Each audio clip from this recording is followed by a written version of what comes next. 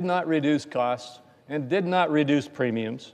All they did was shift the cost to taxpayers and help insurance companies to continue to hike premiums higher and higher. Democrats know that Obamacare has failed. They themselves have said so on this floor. But with a deadline quickly approaching again, a deadline that was set by my own Democrat colleagues, they say we have no choice but to extend this failed policy one more time on these premium tax credits. This is a policy they could not even make permanent when they controlled the presidency, the Senate, and the House. Even so, their only offer is more spending. They call their plan a clean extension, a 3-year extension of this program with no reforms, costing hardworking families $83 billion, with tens of billions of dollars going to insurance companies and fraudsters, is anything but clean. Twice on this floor this week, Republicans have offered the Democrats a unanimous consent to have a temporary extension of these premium tax credits with needed reforms to address waste and fraud and abuse that is rampant.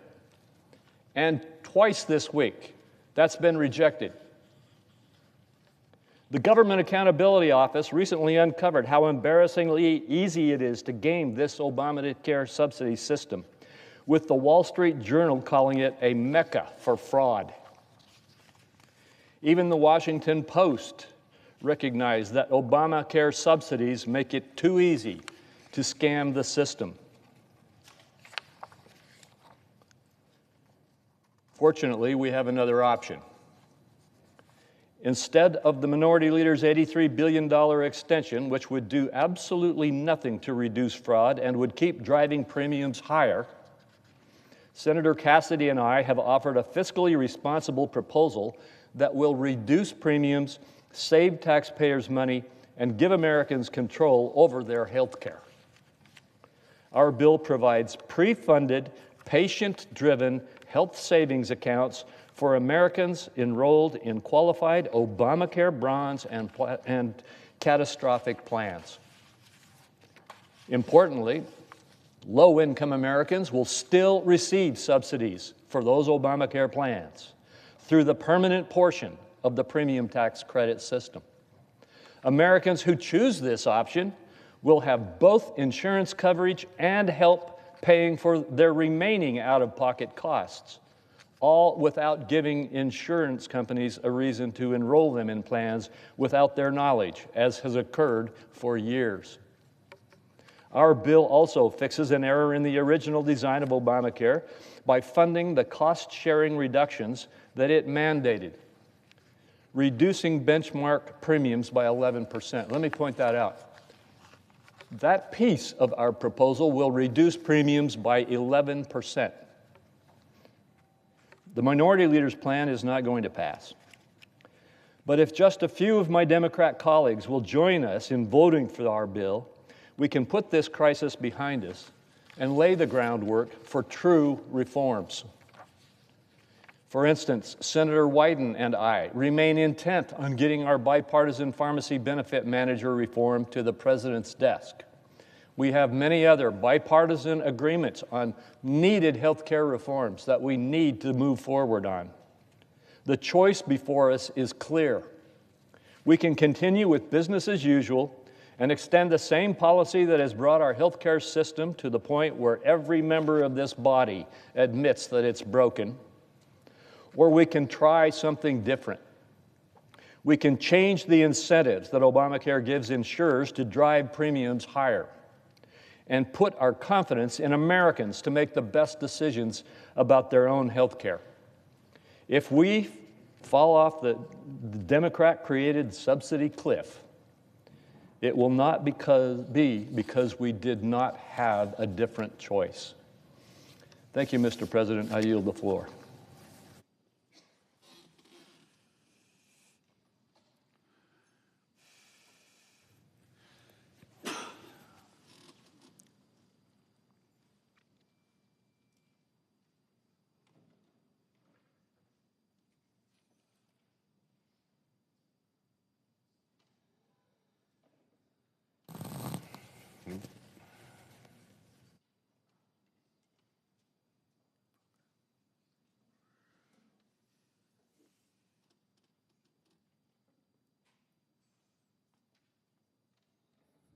President. Minority Leader. Mr. President, today is D-Day, decision day for Republican senators. Will Republicans side with the American people and avert the disastrous impending health care crisis? Or will they abandon American families as premiums shoot through the roof come January 1st? In a few moments, the Senate will vote on two bills, the Republican bill and Democrats' clean, simple extension of the ACA tax credits. I say to my Republican colleagues, our bill is the last train to leave the station. It is the only realistic option before the Senate today that solves the health care crisis. If Republicans don't climb aboard, there won't be another chance to act before premiums skyrocket next year. Now, Republicans have dithered long enough. Democrats are fighting to lower costs for the American people, while Republicans are fighting among themselves. And let me say this about the Republican bill. The Republican bill is not true health care reform. It is not a health care plan whatsoever. It is junk insurance. The Republican bill is simply junk insurance. For a while, it actually looked like the Republicans wouldn't put up a bill at all. But after that became too embarrassing an option for them, they used Scotch tape and glue to come up with this ridiculous proposal that can't be taken seriously. The Republican plan does nothing to extend the tax credits for even a day. Our bill, of course, extends them for 3 years. Under the Republican plan, the big idea is essentially to hand people about $80 a month and wish them good luck, say you're on your own no matter what happens. And to even qualify for that check, Americans would be forced onto bare-bone bronze plans with sky-high deductibles, $7,000 or $10,000 for an individual and tens of thousands for a couple. So the deductibles are so high that even that is not paid for by the $80 a month. And then Americans are stuck and have nothing. The Republican plan is a when you get sick, you go broke plan. Plain and simple. The only answer, the only right answer to solve this crisis is what Democrats propose today, a clean, simple extension of current tax credits. Our bill is the only plan that halts premiums from shooting through the roof. And as Americans know, this is not a symbolic vote. This is a life and death vote for millions of people wondering if they'll be able to afford health insurance next year.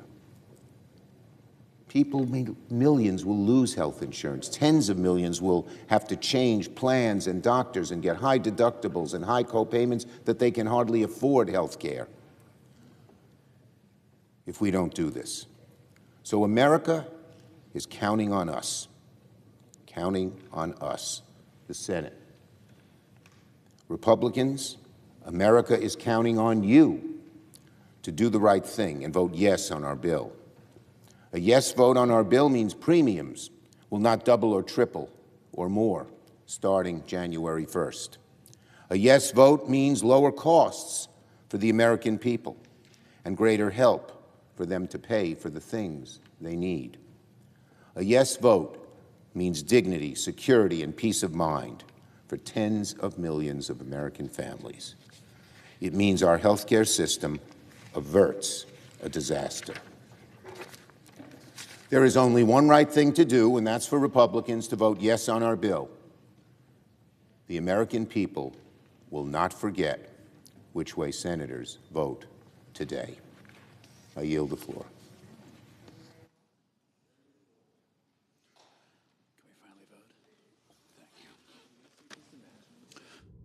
The clerk will report the motion to invoke cloture. Cloture motion. We, the undersigned senators, in accordance with the provisions of Rule 22 of the Standing Rules of the Senate, do hereby move to bring to a close debate on the motion to proceed to calendar number 285, S3386, a bill to provide health savings account contribution to certain enrollees to reduce health care costs and for other purposes, signed by 17 senators. Under the previous order, the mandatory quorum call under Rule 22 has been waived. The question is it the sense of the Senate that debate on the motion to proceed to S3386, a bill to provide a health savings account contribution to certain enrollees to reduce health care costs and for other purposes, shall be brought to a close? The yeas and nays are mandatory under the rule. The clerk will call the roll. Ms. Also-Brooks, Ms. Baldwin, Mr. Banks, Mr. Barrasso.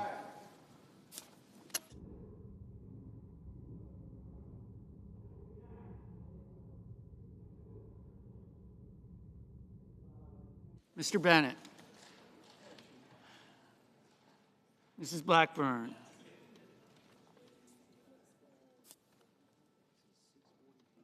Mr. Blumenthal.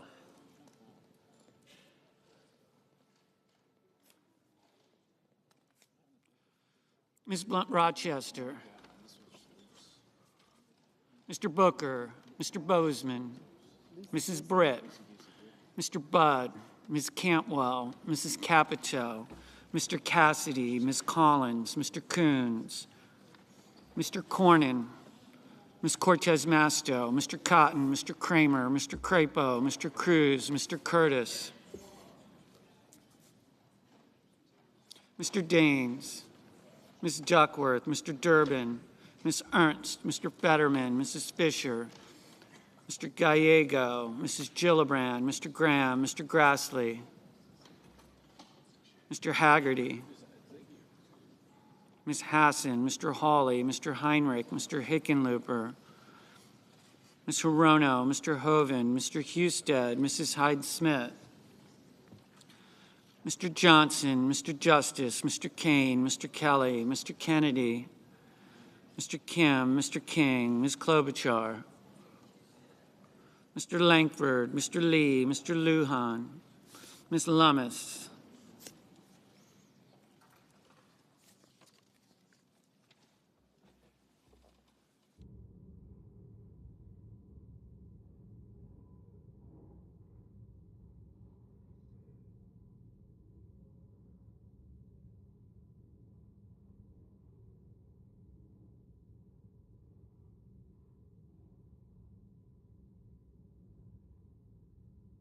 Mr. Markey, Mr. Marshall, Mr. McConnell, Mr. McCormick, Mr. Merkley, Mrs. Moody, Mr. Moran, Mr. Moreno, Mr. Mullen, Ms. Murkowski, Mr. Murphy, Mrs. Murray, Mr. Ossoff, Mr. Padilla,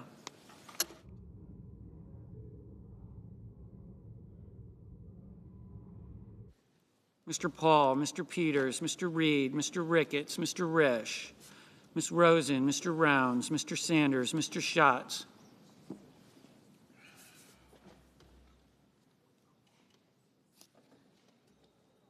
Mr. Schiff, Mr. Schmidt, Mr. Schumer, Mr. Scott of Florida, Mr. Scott of South Carolina, Mrs. Shaheen, Mr. Sheehy,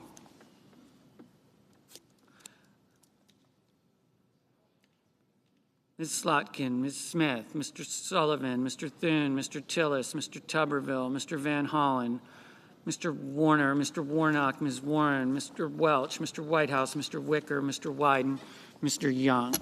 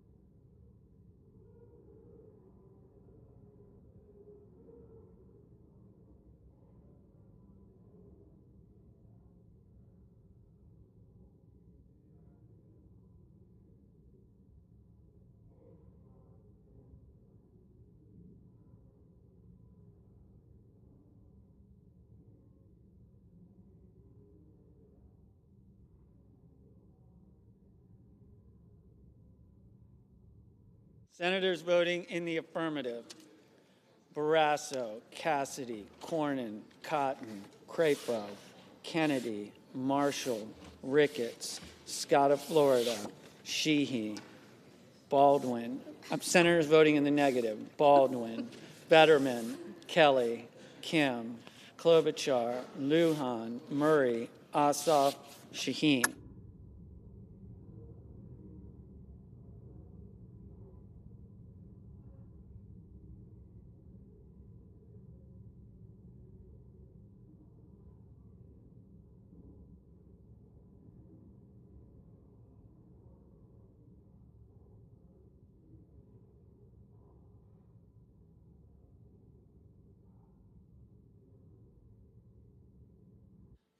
Mrs.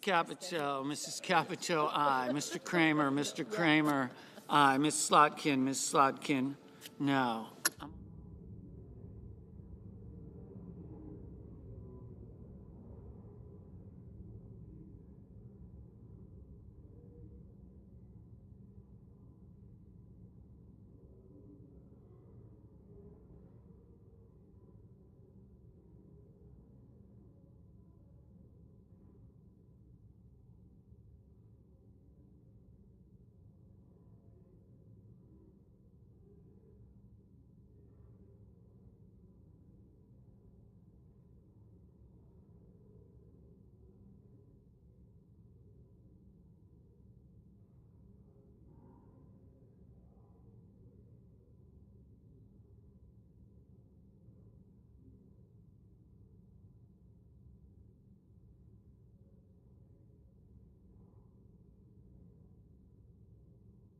Mr. Durbin, no.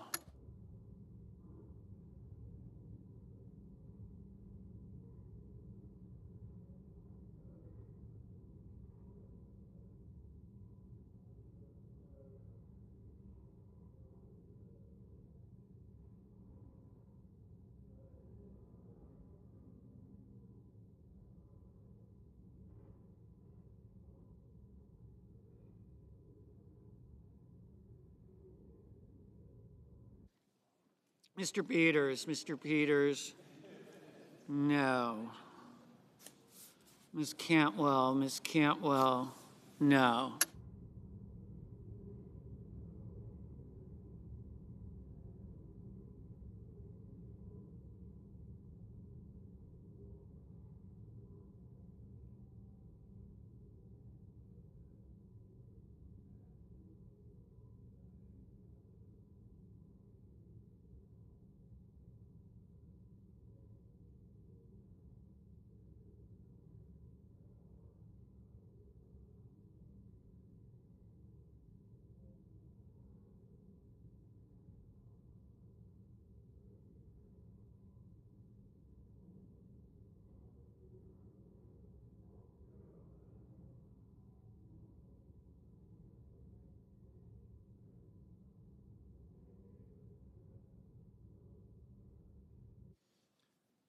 Mrs. Moody, aye.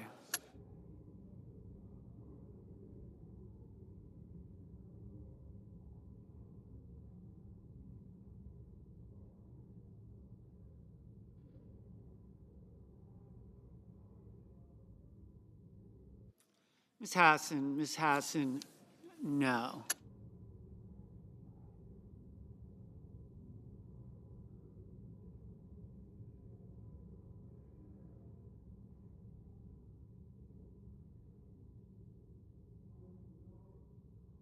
Mr. Wyden, no.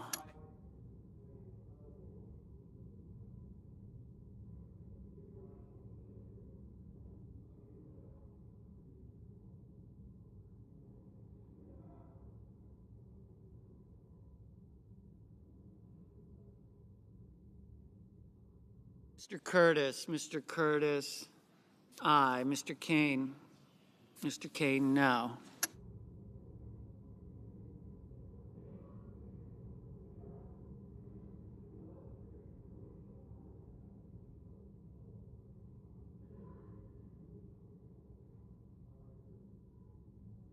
Mr. Husted, aye.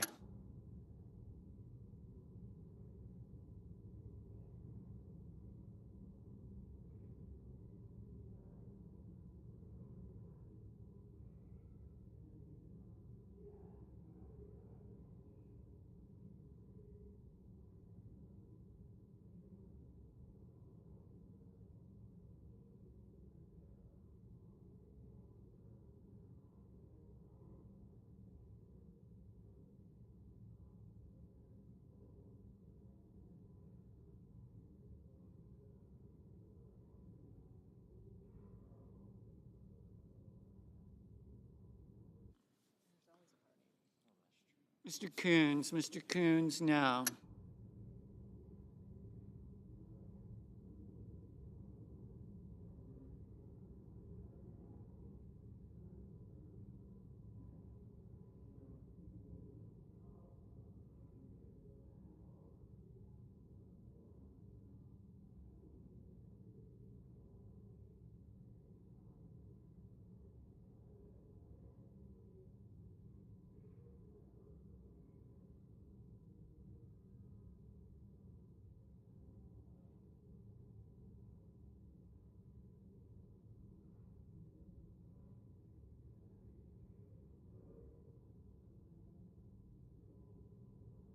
Mr.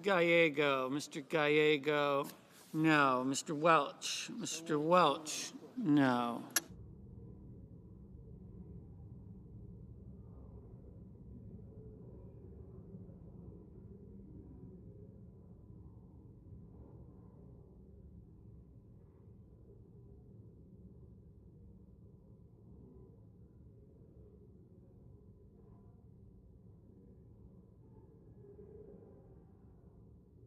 Mr. Warnock,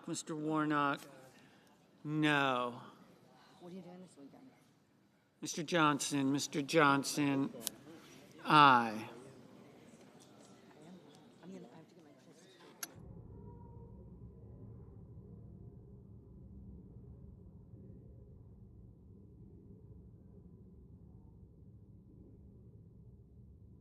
Mr. Reed, no.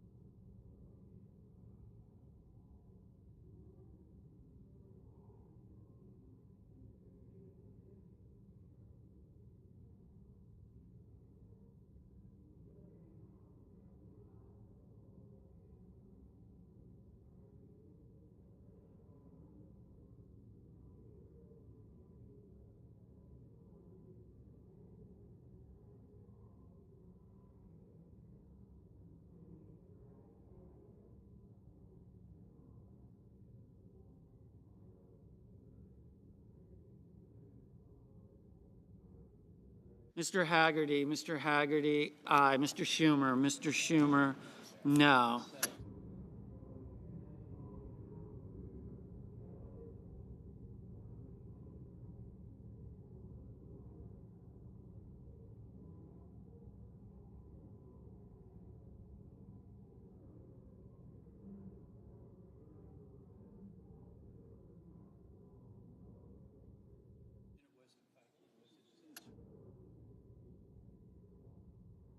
Ms. Duckworth, no. Mr. Schatz, no.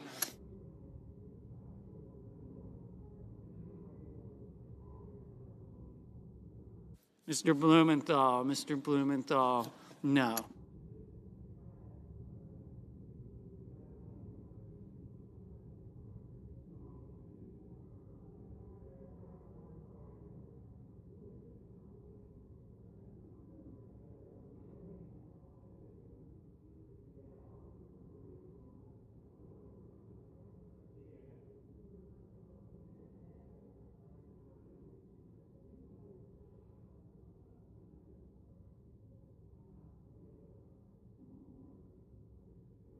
Mr. Young, Like trees growing in your back. aye.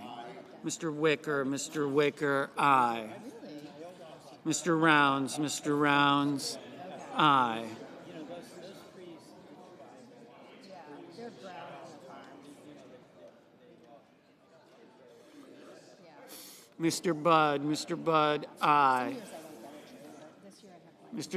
Mr. Schiff, no.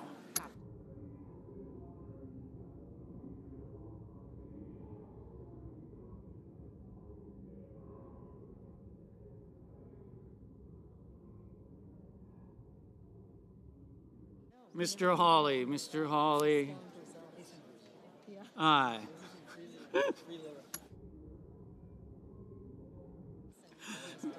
Mr. Mullen, aye.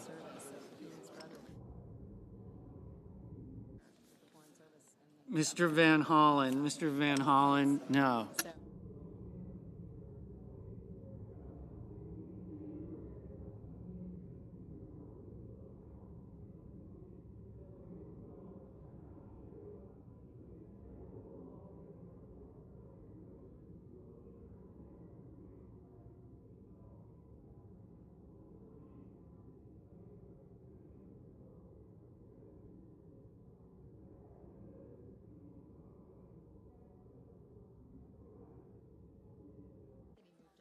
Mr. Langford, aye.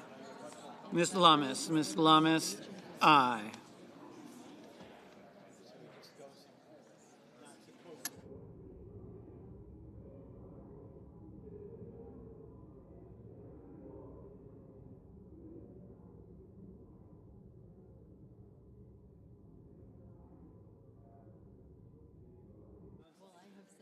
Ms. Smith, no. Mr. Heinrich, no. Mrs. Gillibrand, no.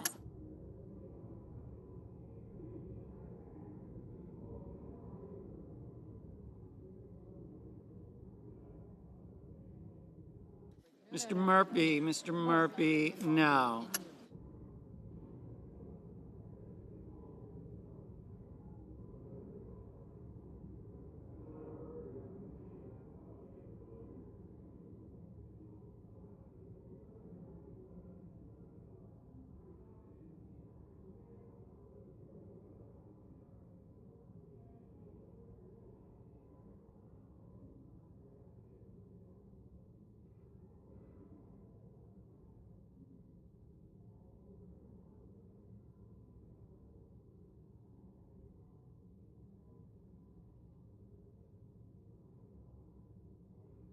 Mr. Markey, no.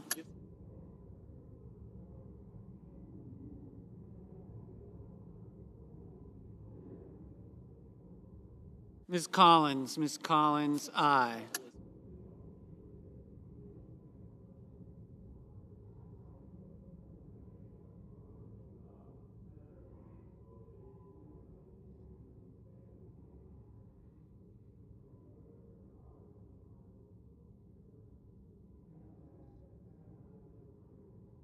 Mr. Grassley, aye.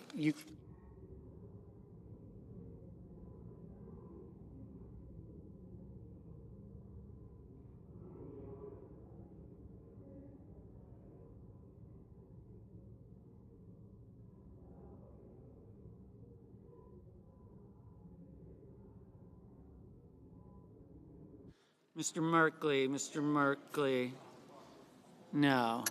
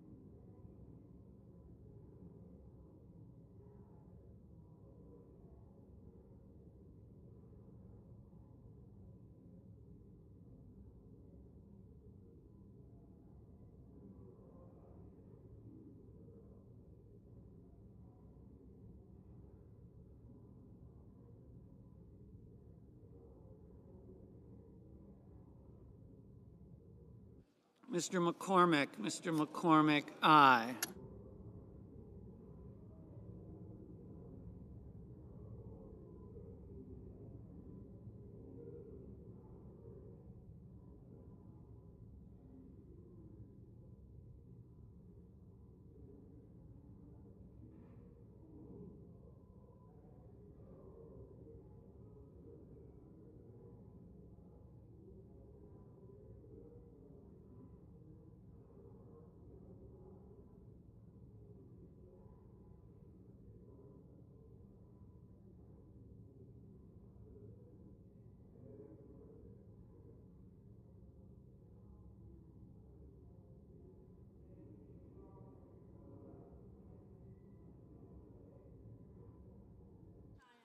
Yes. Yes. Ms. Rosen, no. Mr. King, no.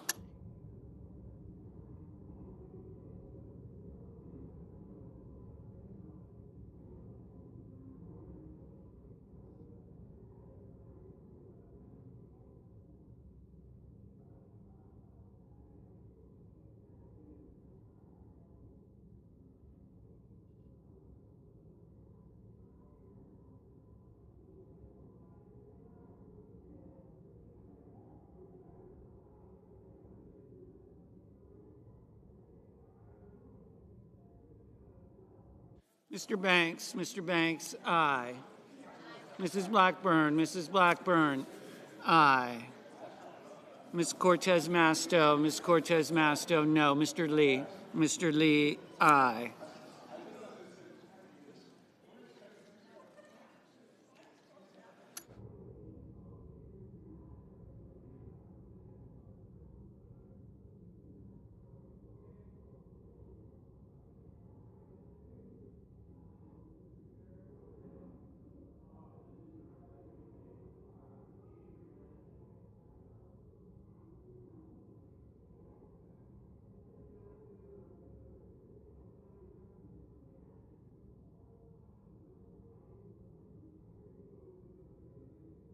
Mr. Warner, no.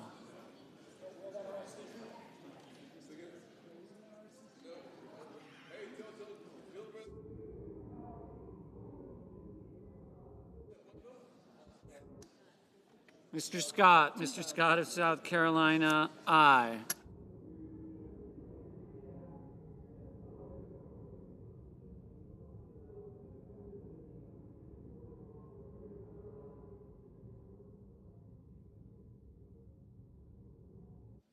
Mr.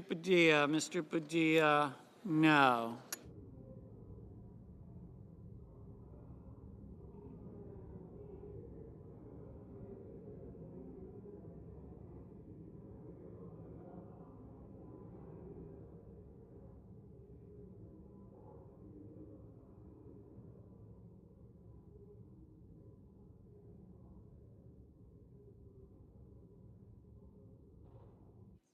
Mrs. Hyde Smith, aye.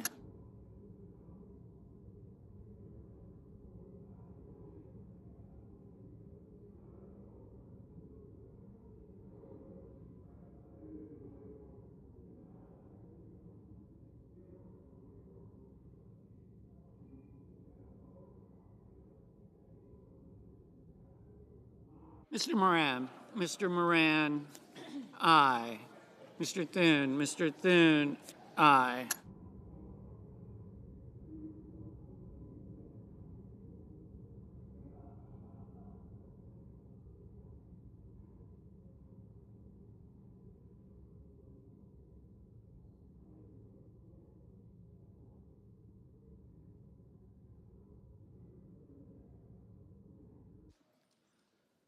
Mr. Paul, no.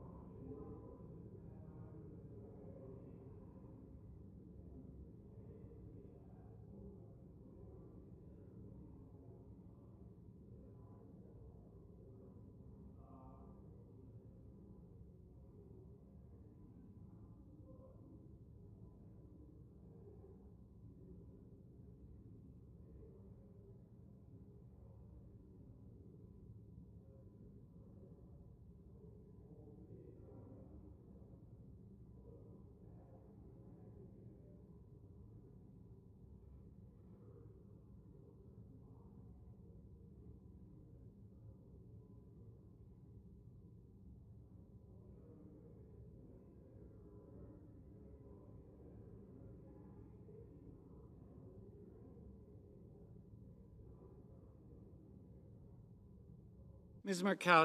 Markowski, aye.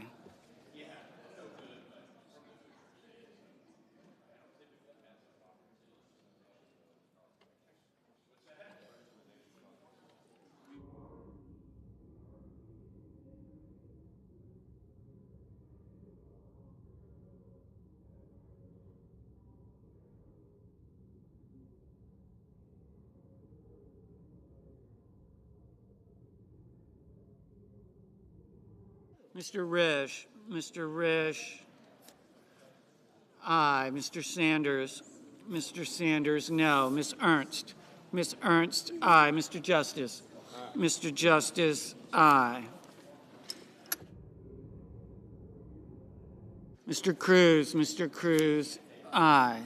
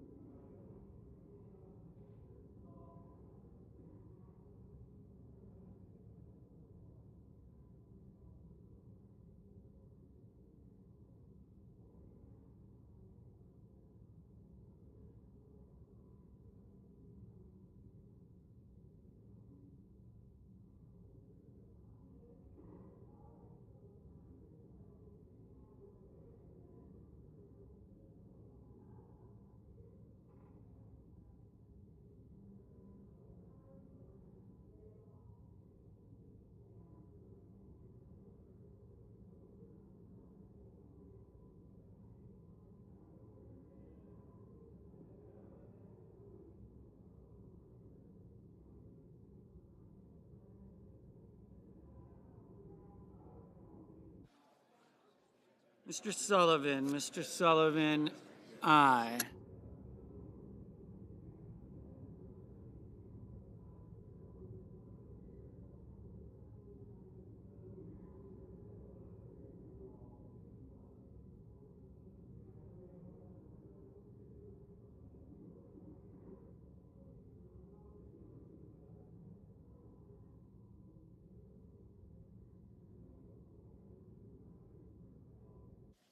Mrs. Britt. Mrs. Britt, aye. Mr. Bozeman. Mr. Bozeman, aye.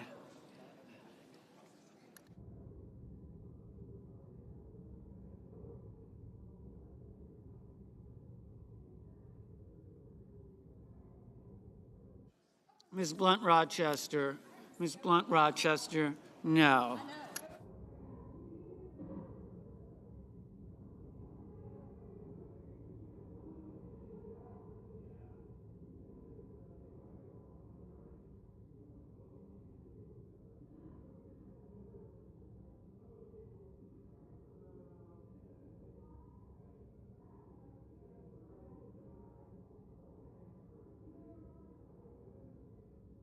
Mr. Bennett. Mr. Bennett, no.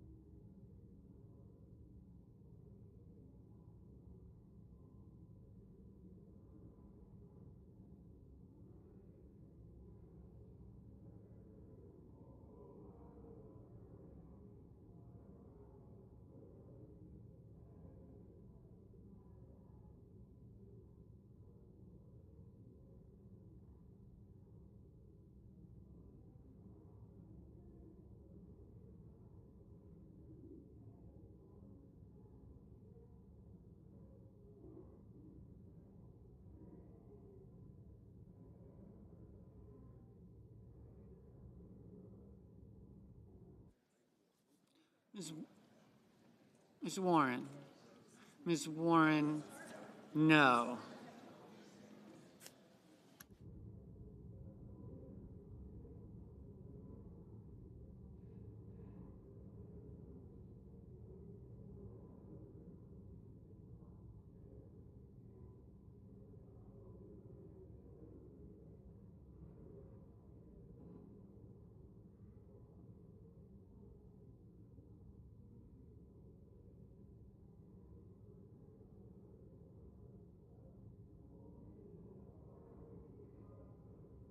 Mr. Hoven,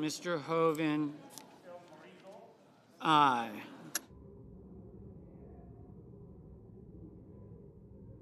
Mr. Moreno, aye.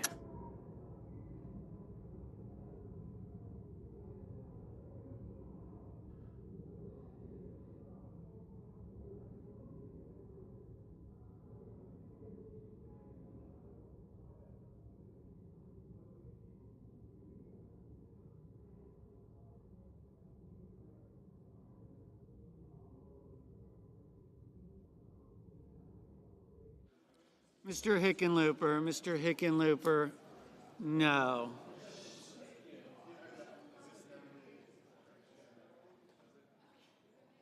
Mr.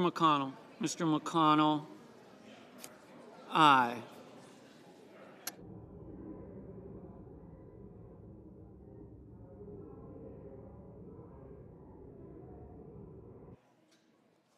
Ms. Alsobrooks,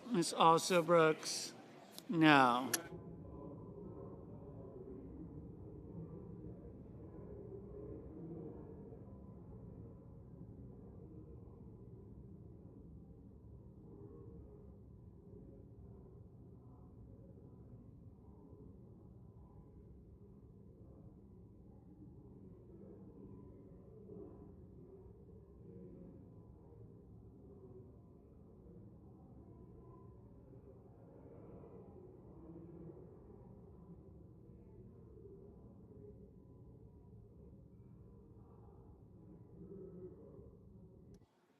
Mr. Graham,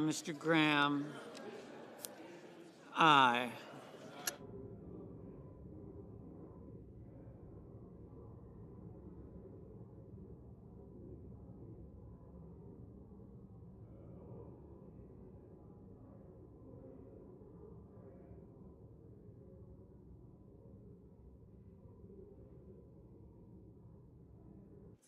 Mr. Tuberville, aye.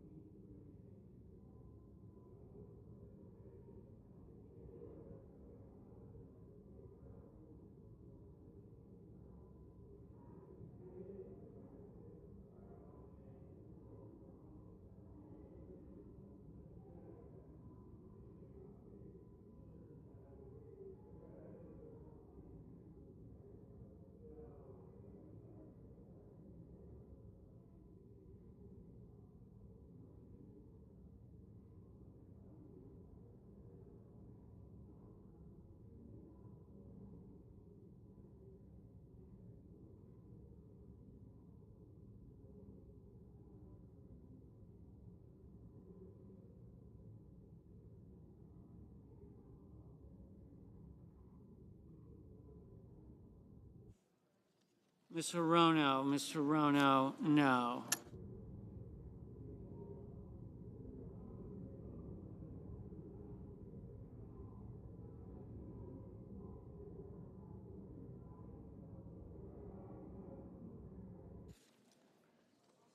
Mr. Schmidt, aye. Mrs. Fisher, aye.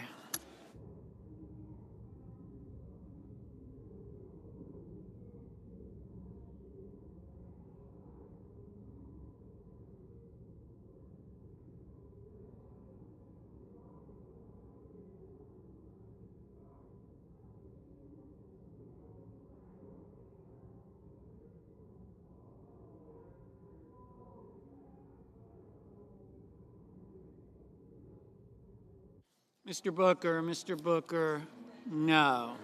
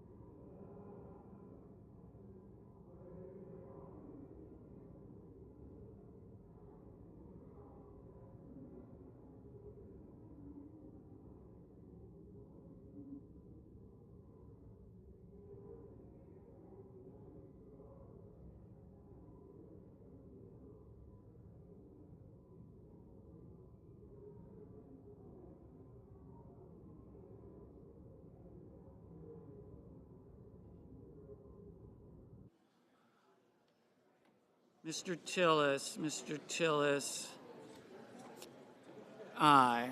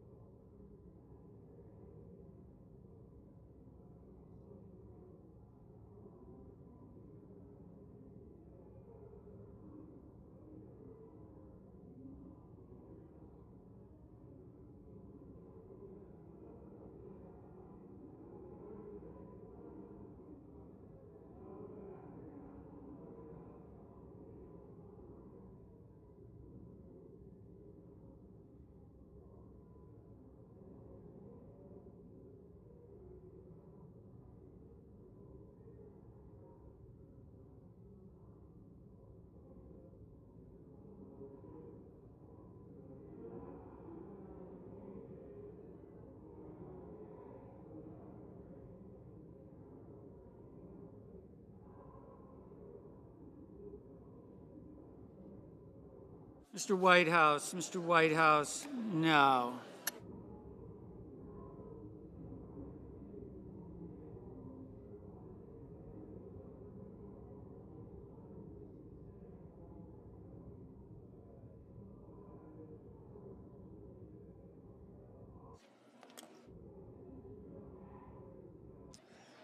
On this vote, the yeas are 51, the nays are 48. 3/5 of the Senate's daily chosen. 3/5 of the senators duly chosen and sworn. Not having voted in the affirmative, the motion is not agreed to. You guys got to get bigger type for us. All right, start here. The clerk will report the motion to invoke cloture. Cloture motion. We, the undersigned senators, in accordance with the provisions of Rule 22 of the Standing Rules of the Senate, do hereby move to bring to a close the debate on the motion to proceed to calendar number 284 S3385, a bill to amend the Internal Revenue Code of 1986 to extend the enhancement of the health care premium tax credit, signed by 17 senators.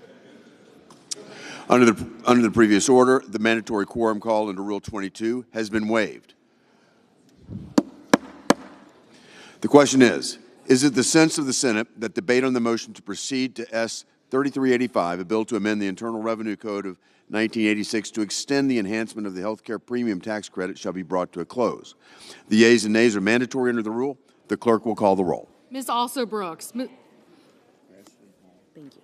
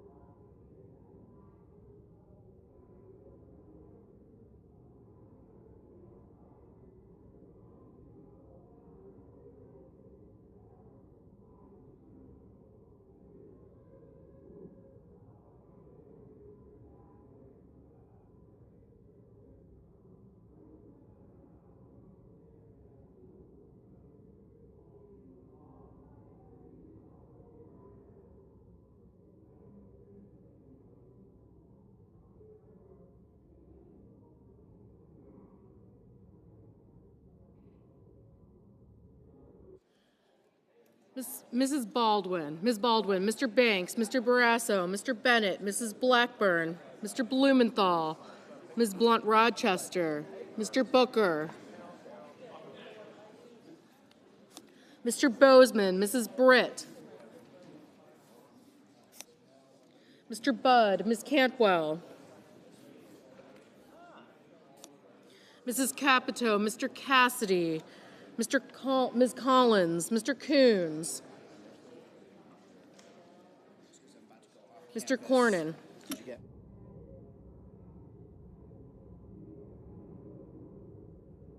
Mr. Cornyn, Ms. Cortez Masto, Mr. Cotton, Mr. Kramer, Mr. Crapo, Mr. Cruz, Mr. Curtis, Mr. Daines, Ms. Duckworth, Mr. Durbin, Ms. Ernst, Mr. Fetterman, Mrs. Fisher, Mr. Gallego, Mrs. Gillibrand,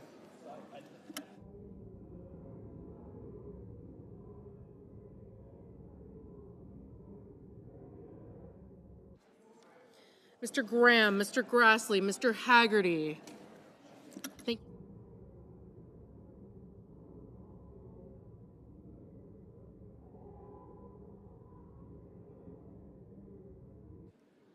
Mr. Grassley, Mr. Haggerty.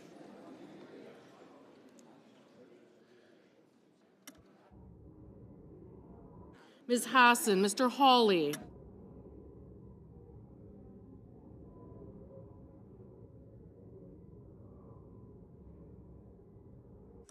Mr. Hawley, Mr. Heinrich, Mr. Hickenlooper, Ms. Hirono, Mr. Hoban, Mr. Husted, Mrs. Hyde-Smith, Mr. Johnson, Mr. Justice, Mr. Kane, Mr. Kelly, Mr. Kennedy, Mr. Kim, Mr. King, Ms. Klobuchar, Mr. Langford, Mr. Lee, Mr. Lujan, Ms. Lummis, Mr. Markey, Mr. Marshall, Mr. McConnell, Mr. McCormick, Mr. Merkley,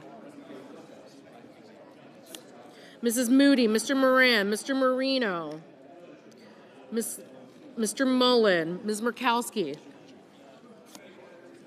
Mr. Murphy, Mrs. Murray, Mr. Ossoff, Mr. Padilla, Mr. Paul, Mr. Peters, Mr. Reed,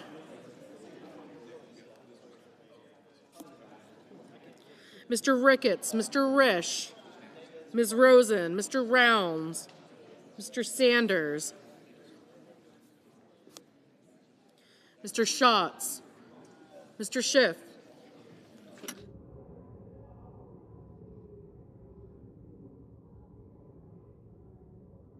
Mr. Schmidt,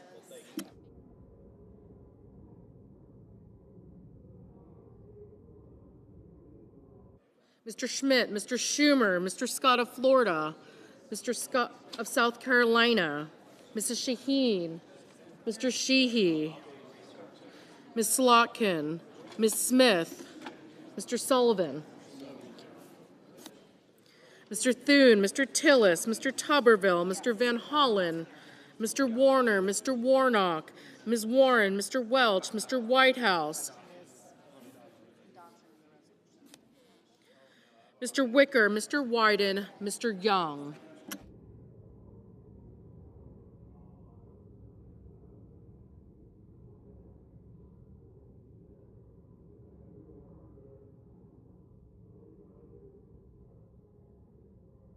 Senators voting in the affirmative: Also Brooks, Blumenthal, Blunt-Rochester, Booker, Collins, Cortez Masto, Durbin, Fetterman, Gallego, Hickenlooper, Hirono, Kane, King, Merkley, Murkowski, Murphy, Murray, Reed, Rosen, Sanders, Schumer, Shaheen, Smith, Warren, Whitehouse, and Wyden.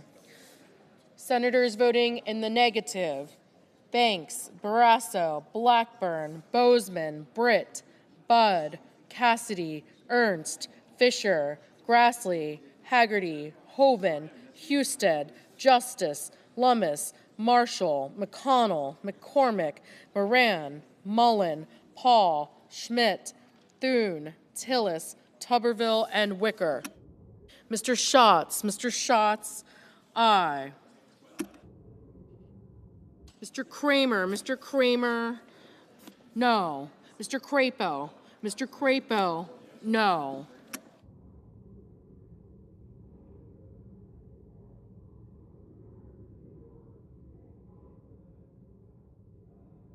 Mr. Bennett, aye. Mr. Coons, aye.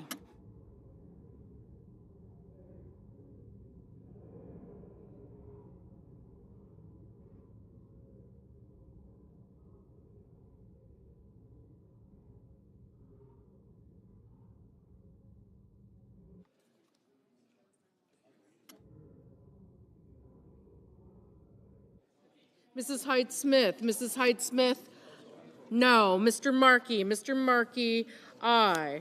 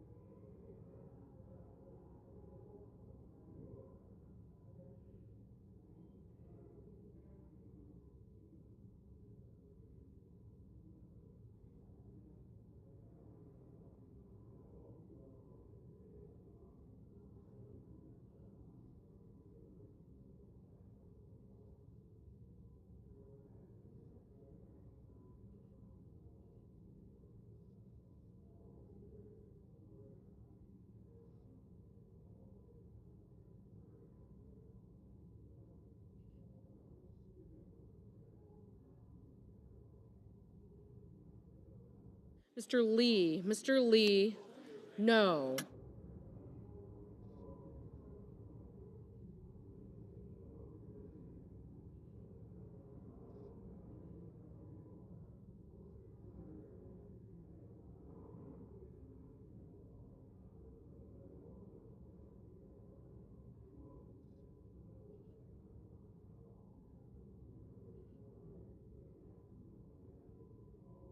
Mr. Cotton, no.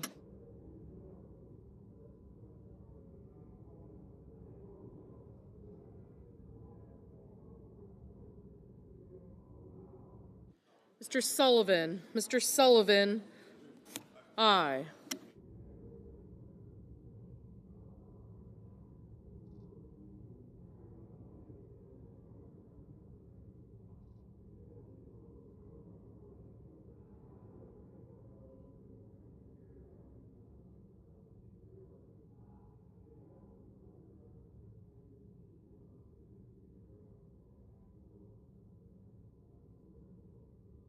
Mr. Cornyn, no.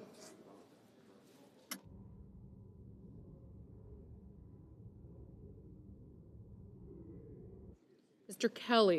Kelly, aye.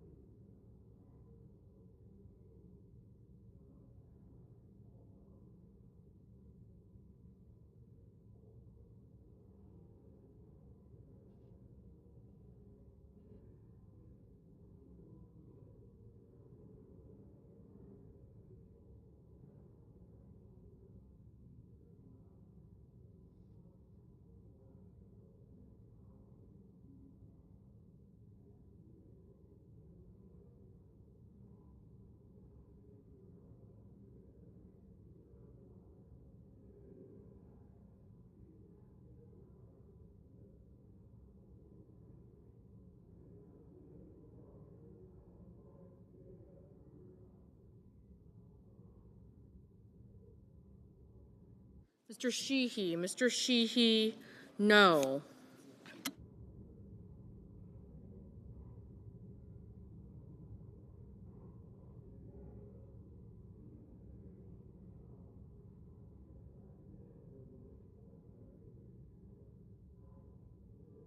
Ms. Hassan, aye.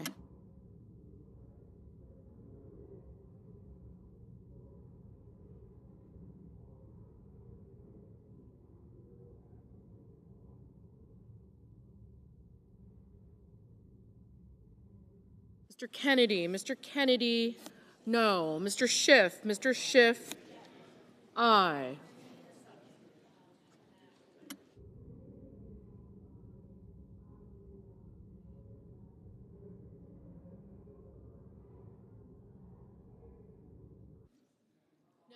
Mrs.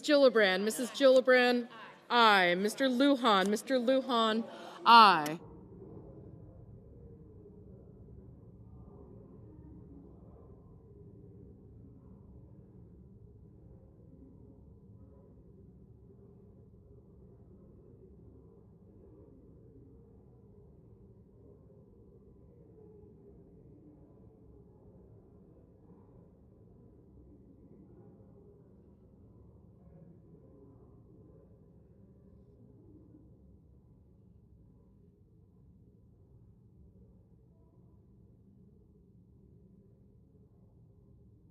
Mr.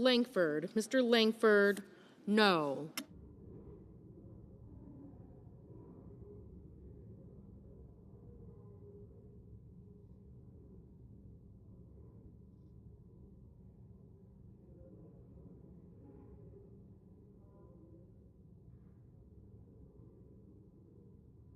Mr. Scott of Florida, no.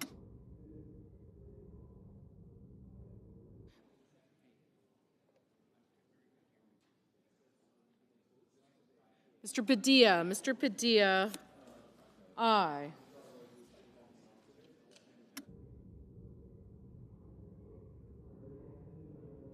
Mr.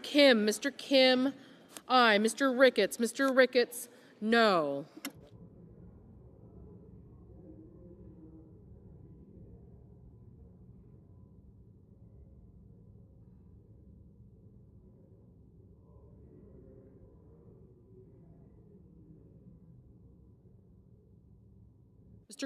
Mr. Graham, no.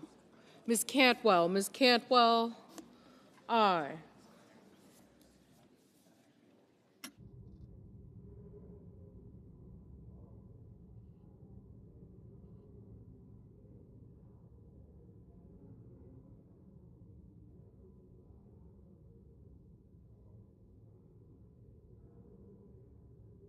Mr. Peters, aye.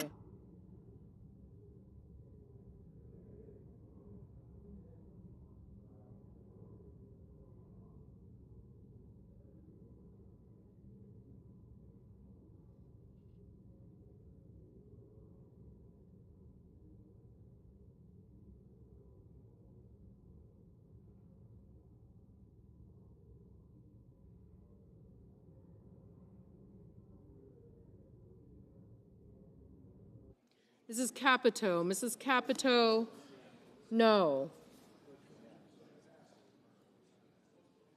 Mr. Johnson, no.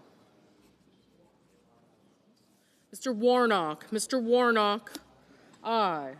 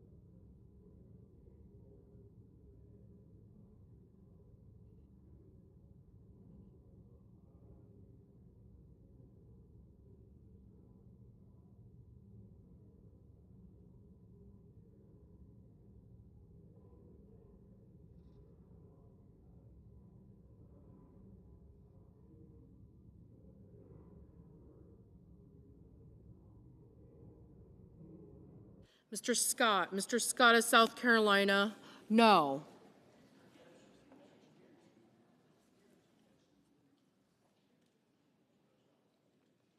Mr. Curtis. Mr. Curtis, no. Mr. Ossoff. Mr. Ossoff, aye.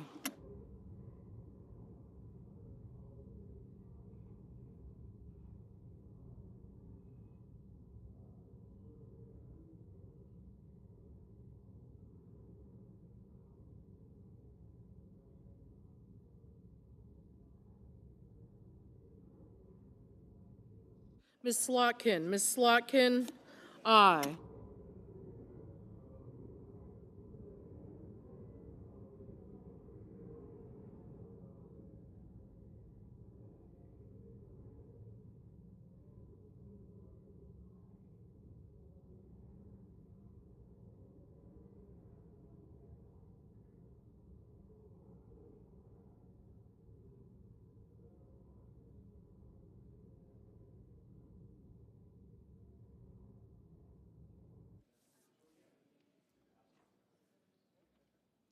Mr. Cruz. Mr. Cruz, no.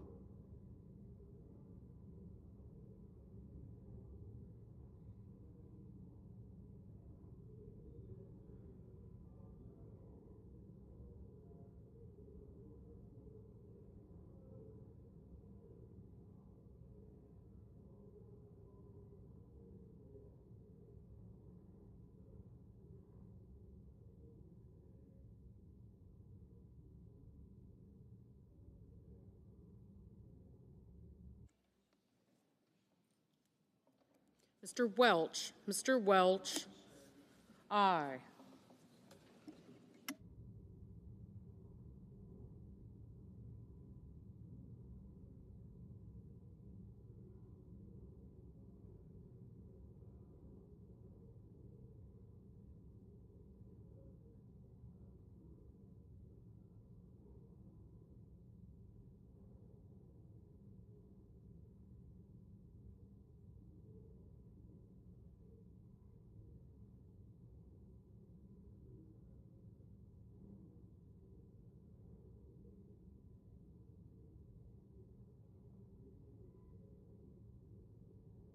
Mr. Moreno. Mr. Moreno, no.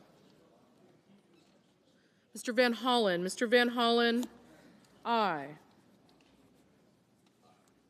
Mr. Heinrich. Mr. Heinrich, aye.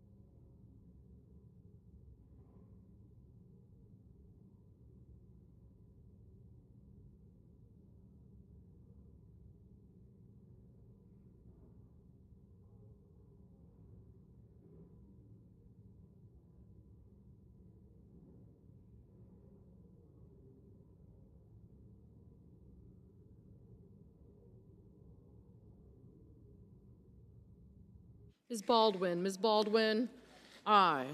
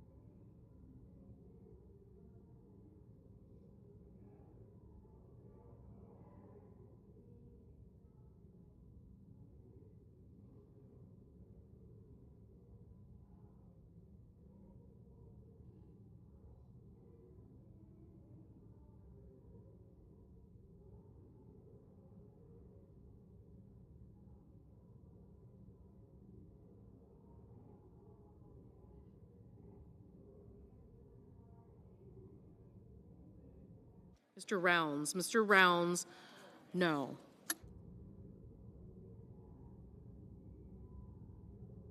Mr. Young. Mr. Young, no.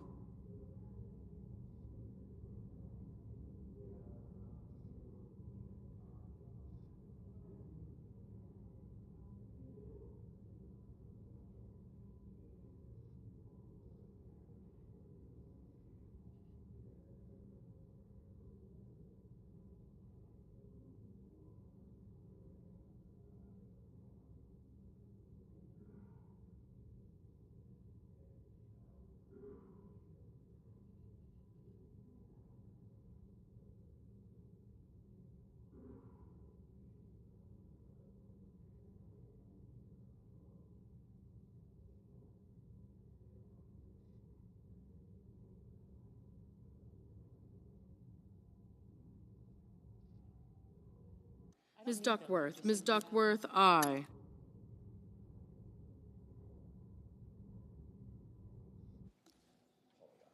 Mr. Hawley. Mr. Hawley, aye.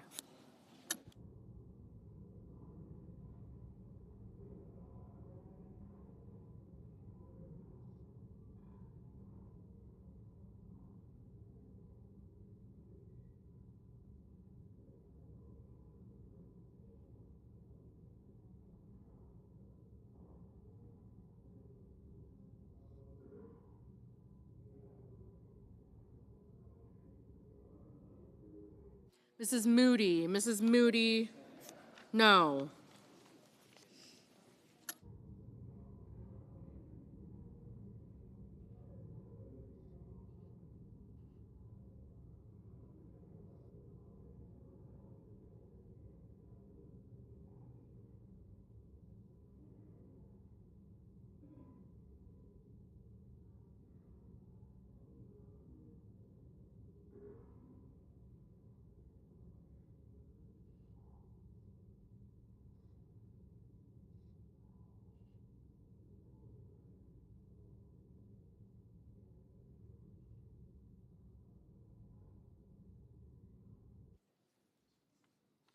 Ms. Klobuchar. Ms. Klobuchar, aye.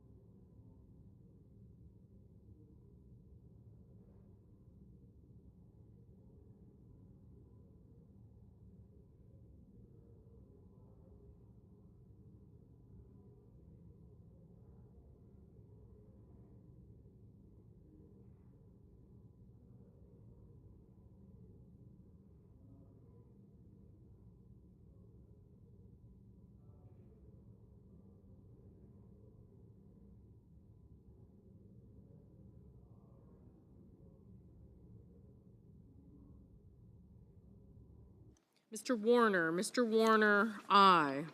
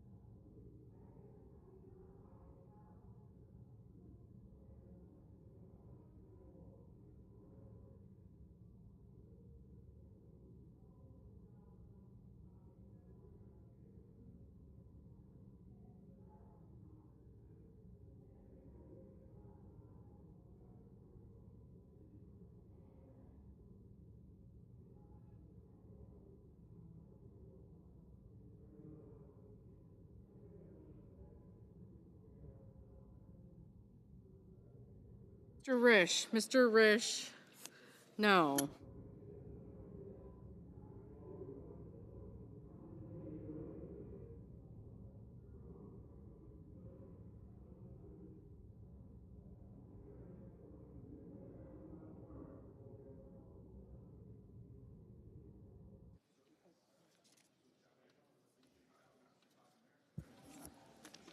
Damn it. Just tell me. I can't. Recess of the Senate.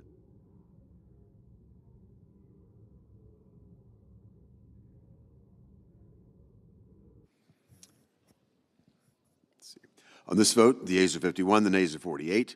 3/5 of the senators duly chosen and sworn, not having voted in the affirmative. The motion is not agreed to. Under the previous order, the Senate will proceed to executive session and resume consideration of Senate Res 532, which the clerk will report. Executive Calendar Number 4, S-Res 532, an executive resolution authorizing the en bloc consideration in executive session of certain nominations on the executive calendar. All post-cloture time has expired. The question is on adoption of the resolution. Ask the ayes and nays. Is there a sufficient second? There appears to be, yeah. Clerk will call the roll, please. Ms. Alsobrooks, Ms. Baldwin, Mr. Banks, Mr. Barrasso, Mr. Bennett, Mrs. Blackburn, Mr. Blumenthal, Ms. Blunt-Rochester, Mr. Booker, Mr. Bozeman, Mrs. Britt, Mr. Budd, Ms. Cantwell, Mrs. Capito, Mr. Cassidy, Ms. Collins, Mr. Coons, Mr. Cornyn, Ms. Cortez Masto, Mr. Cotton, Mr. Kramer, Mr. Crapo, Mr. Cruz, Mr. Curtis, Mr. Daines, Ms. Duckworth. There we go. Thank you. Mr. Durbin. Gotcha.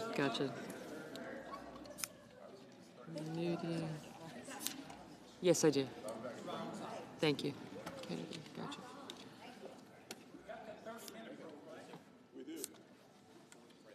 Thank you. Mr. Fetterman. Mrs. Fisher. Mr. Gallego. Mrs. Gillibrand. Thanks.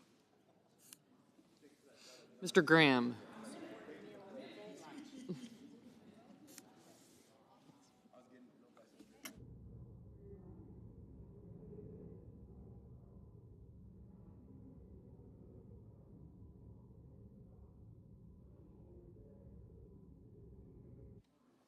Mr. Graham.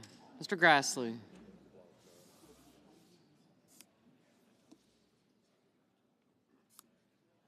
Mr. Haggerty.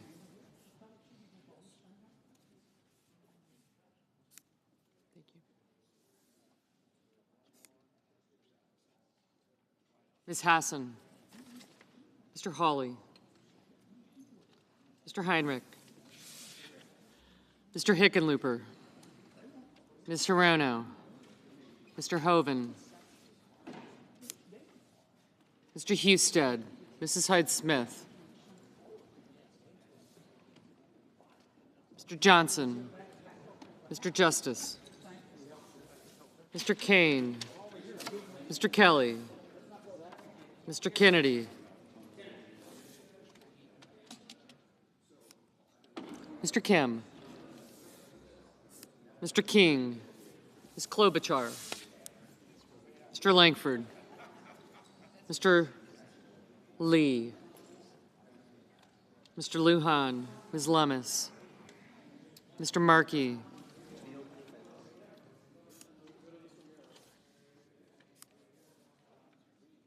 Mr. Marshall. Mr. McConnell.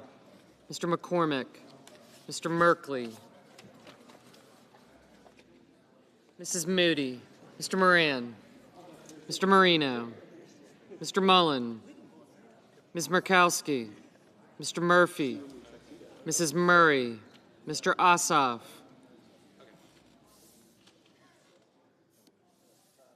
Mr. Padilla, Mr. Paul, Mr. Peters, Mr. Reed, Mr. Ricketts,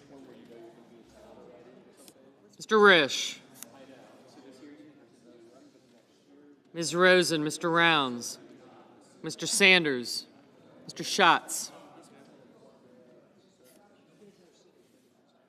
Mr. Schiff, Mr. Schmidt, Mr. Schumer, Mr. Scott of Florida, Mr. Scott of South Carolina,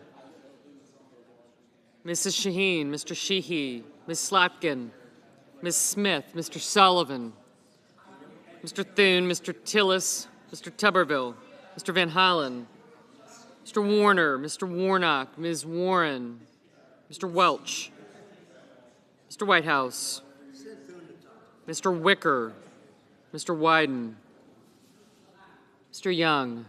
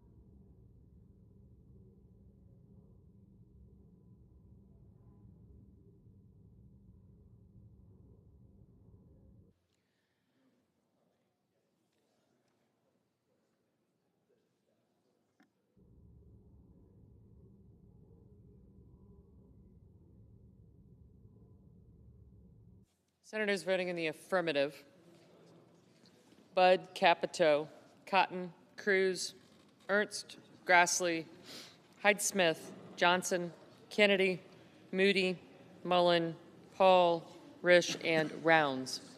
Senators voting in the negative: Baldwin, Cantwell, Duckworth, Durbin, Fetterman, Heinrich, Hirono, Kelly, Kim, Lujan, Murphy, Padilla, Peters, Rosen, Schiff, Smith, Warner, Warren, Whitehouse, and Wyden. Lummis, aye. Ms. Lummis, aye. Mr. Barrasso, aye. Mr. McConnell, aye.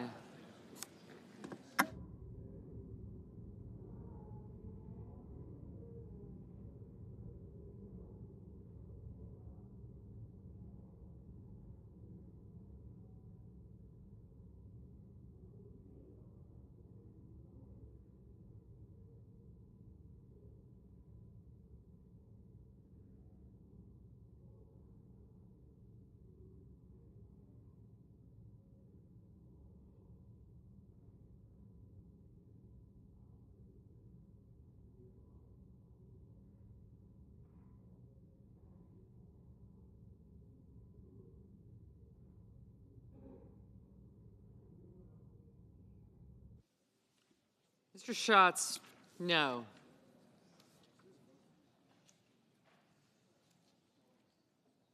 Mr. Ricketts, aye.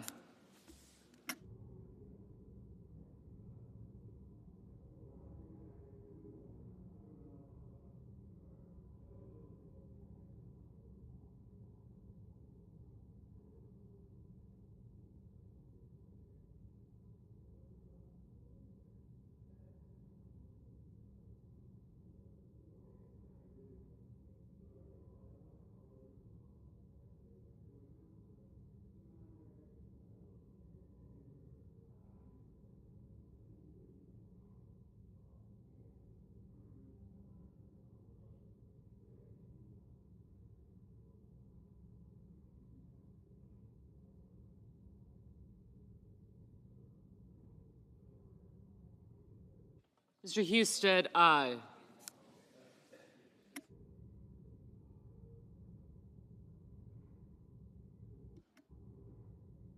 Mr. Moran, aye.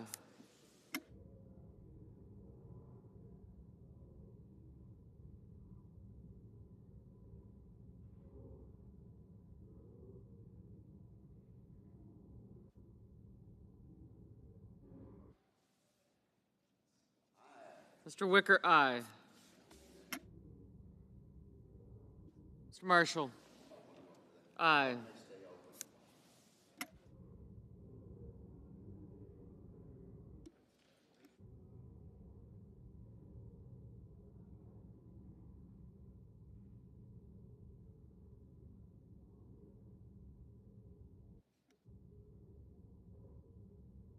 Mrs. Gillibrand, no. Ms. Alsobrooks, no.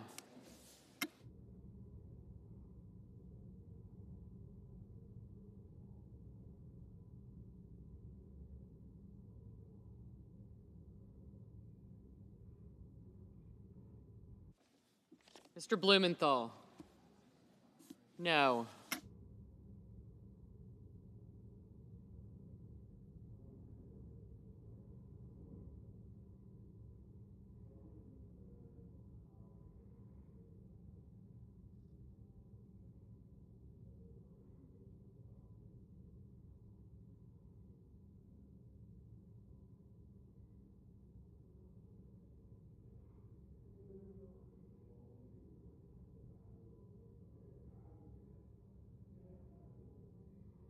Mr. Banks, aye.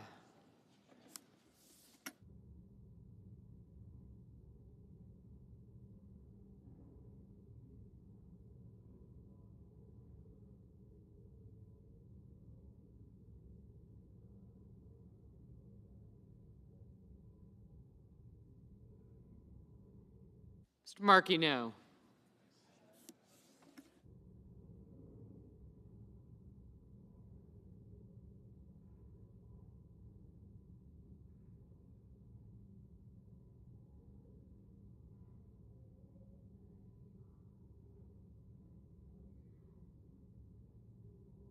Mrs. Blackburn, aye.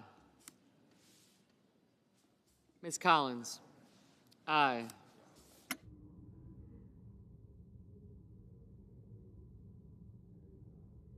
Mr. Haggerty, aye.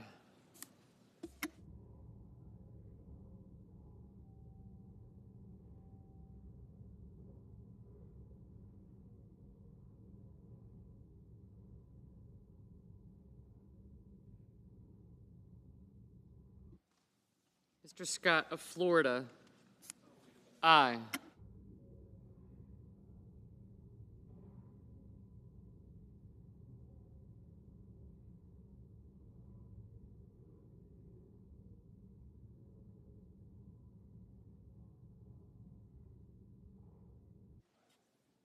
Mr. Lee, aye.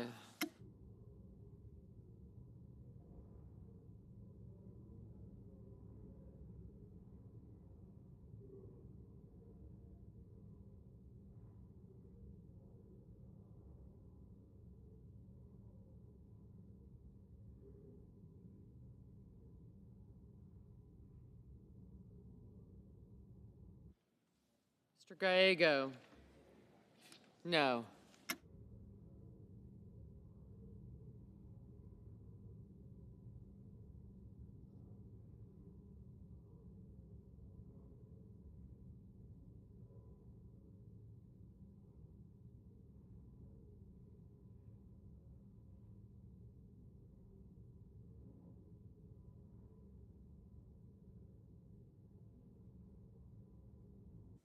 Mr. Cornyn, aye.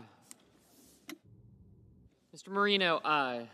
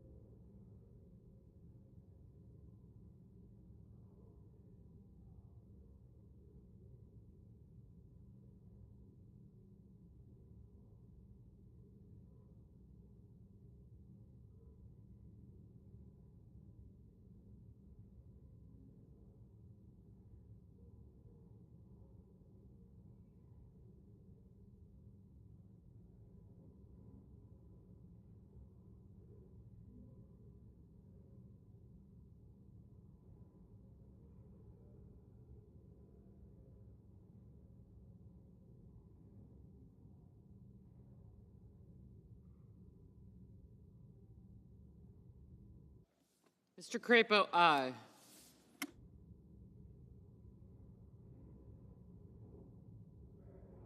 Mrs. Britt, aye.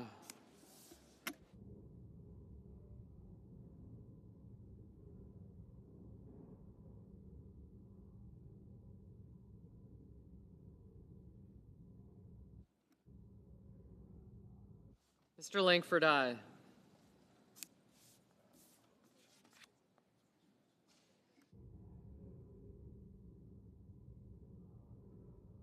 Mr. McCormick, aye.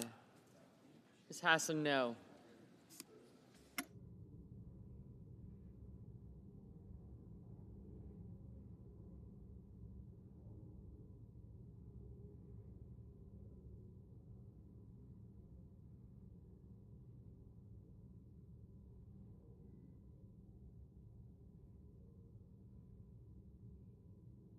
Mr. Young, aye.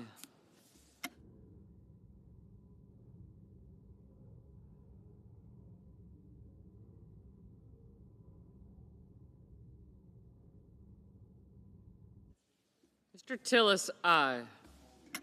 Ms. Cortez Masto, no.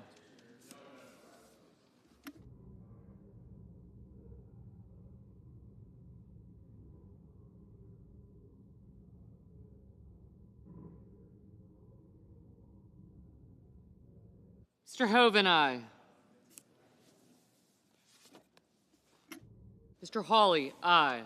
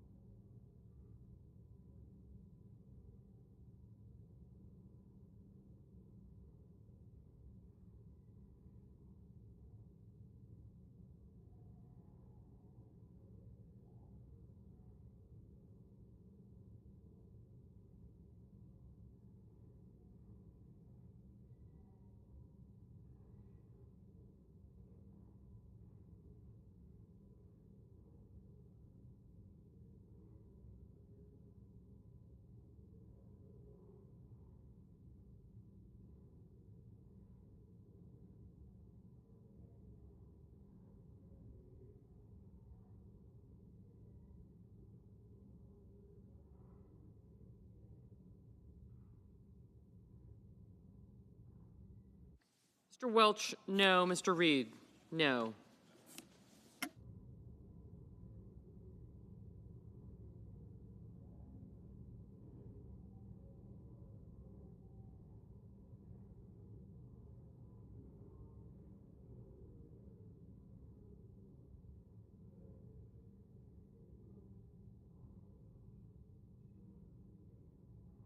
Mrs. Fisher, aye.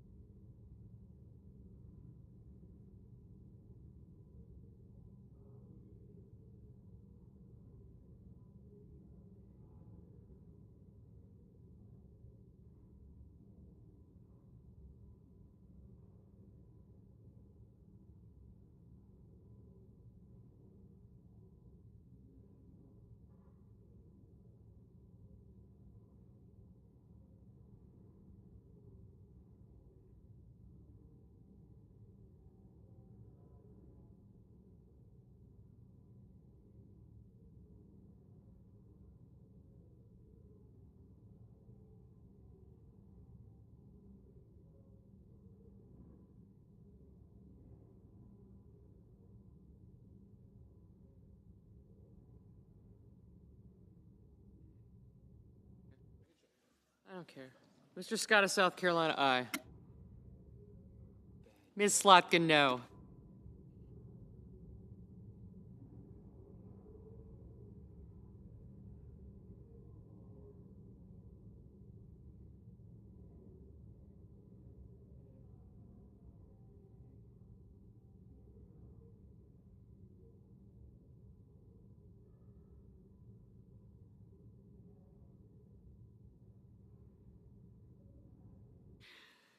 Mrs. Shaheen, no. Mr. Thune, aye.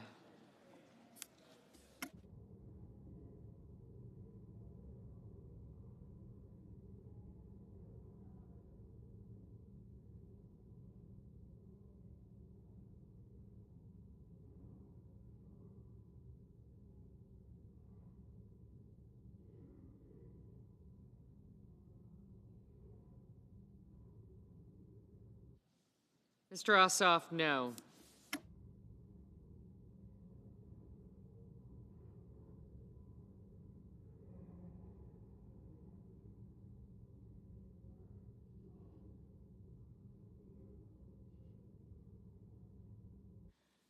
Mr. Graham, aye.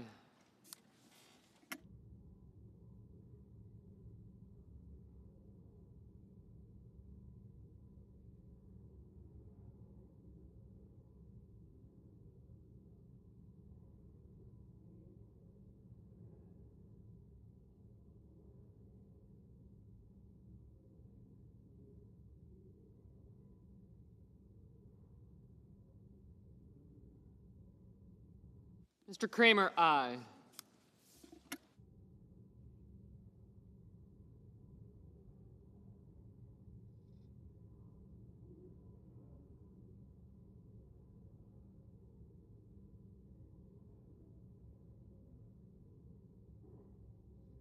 Mr. Bozeman, aye.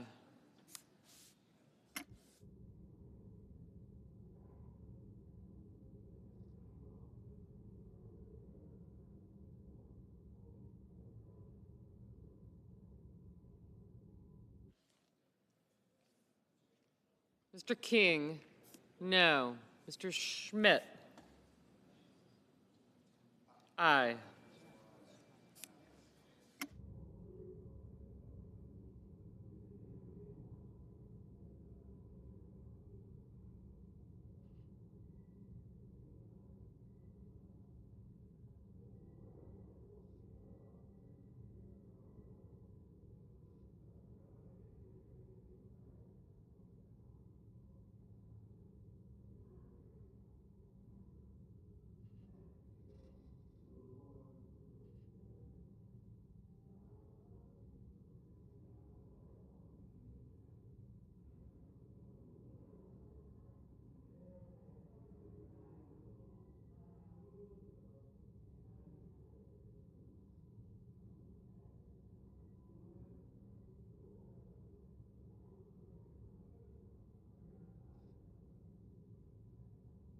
Mrs. Murray, no.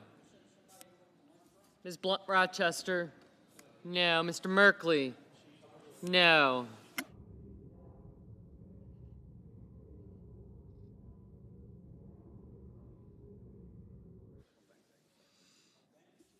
Mr. Van Hollen, no.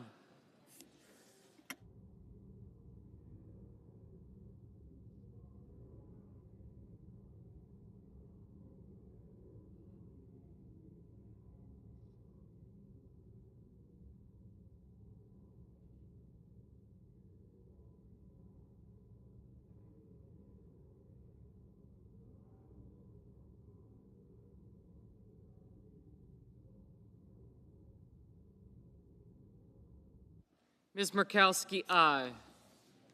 Mr. Warnock, no. Mr. Tuberville, aye.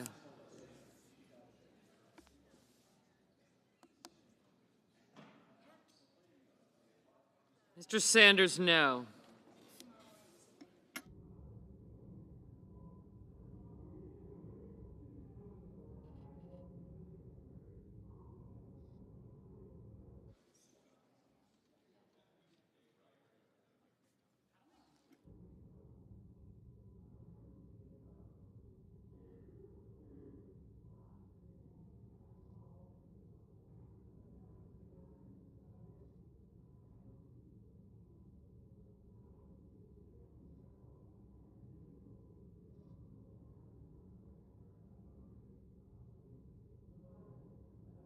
Mr. Booker, no.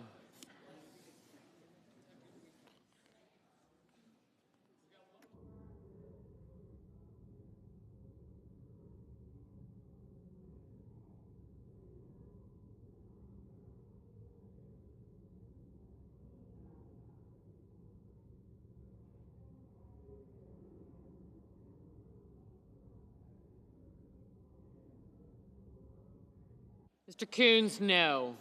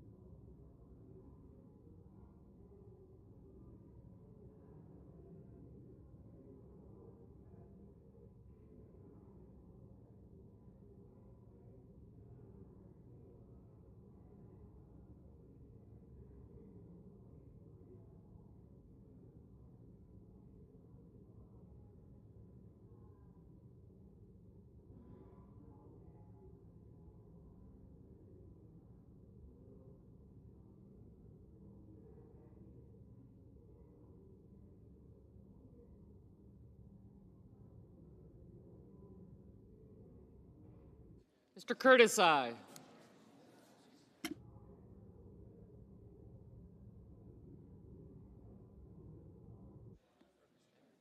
Ms. Klobuchar, no. Mr. Sheehy, aye.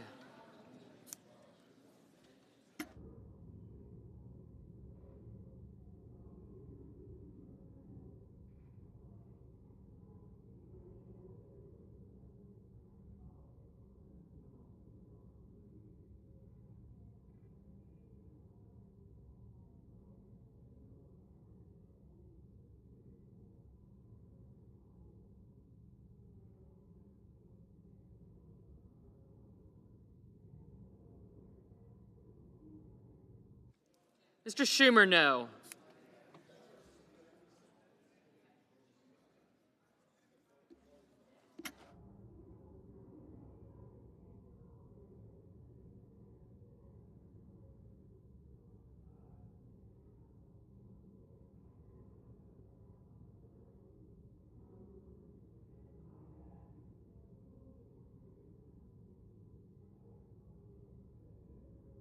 Mr. Kane, no.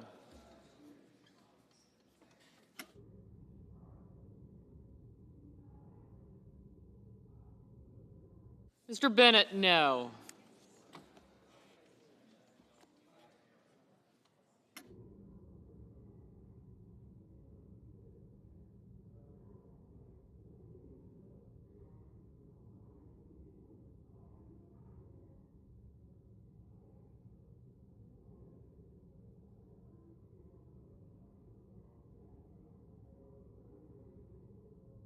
Mr. Justice, aye.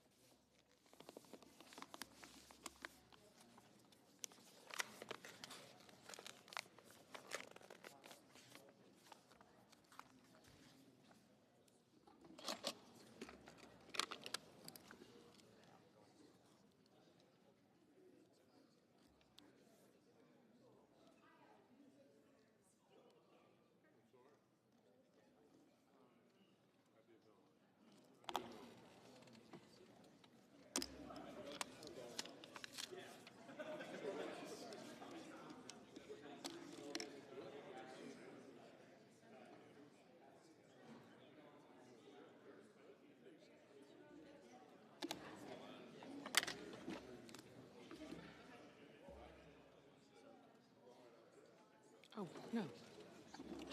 Oh, my God. You did. You did.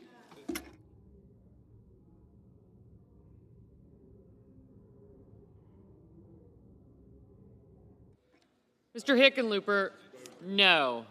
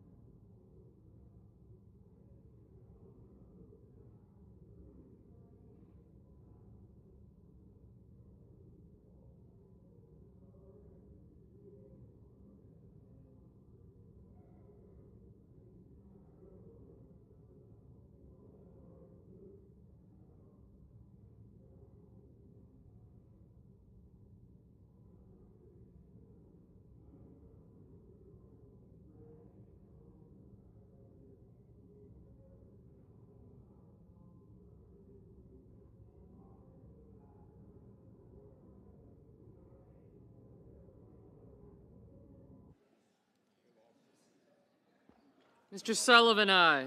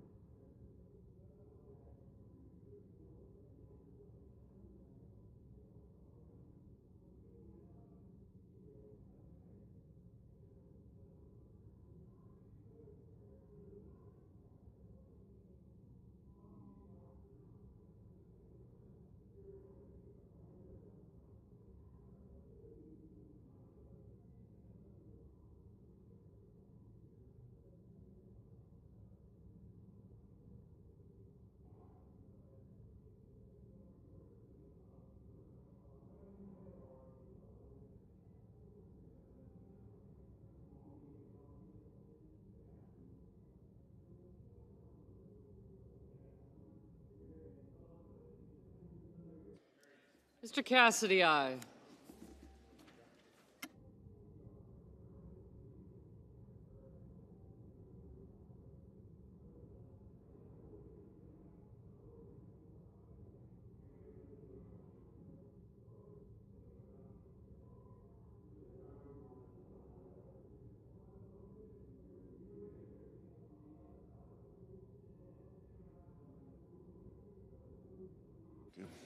On this vote, the yeas are 52, the nays are 47, and the resolution is agreed to. Thank you. Under the previous order, the motion to reconsider is considered made and laid upon the table. Under the previous order, the Senate will resume legislative session and be in a period of morning business, with senators permitted to speak therein for up to 10 minutes each. Mr. President. Senate Majority Leader is President, I recognized. understand the Senate's received a message from the House to accompany S. 1071. The Leader is correct. Mr. President, I ask that the Chair lay before the Senate the House message to accompany S. 1071, and I ask for the ayes and nays. Is there a sufficient second? There appears to be. Clerk will call the roll. Ms. Alsobrooks, Ms. Baldwin, Mr. Banks, Mr. Barrasso, Mr. Bennett, Mrs. Blackburn.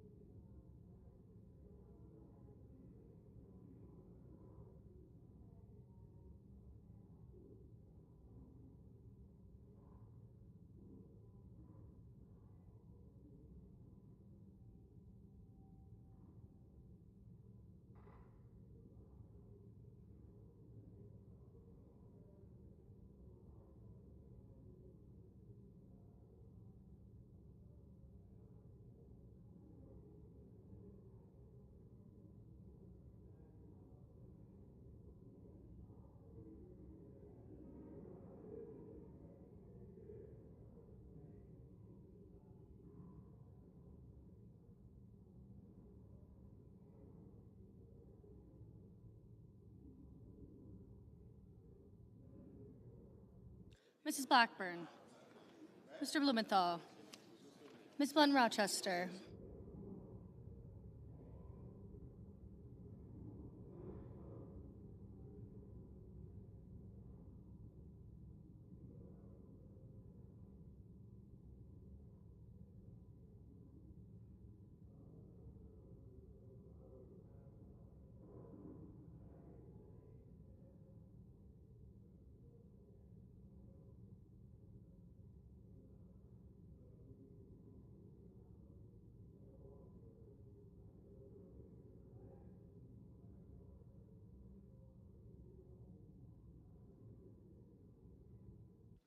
Mr. Booker, Mr. Bozeman, Mrs. Britt, Mr. Budd, Ms. Cantwell, Mrs. Capito, Mr. Cassidy, Ms. Collins, Mr. Coons, Mr. Cornyn, Ms. Cortez Masto, Mr. Cotton, Mr. Kramer, Mr. Crapo, Mr. Cruz, Mr. Curtis, Mr. Daines,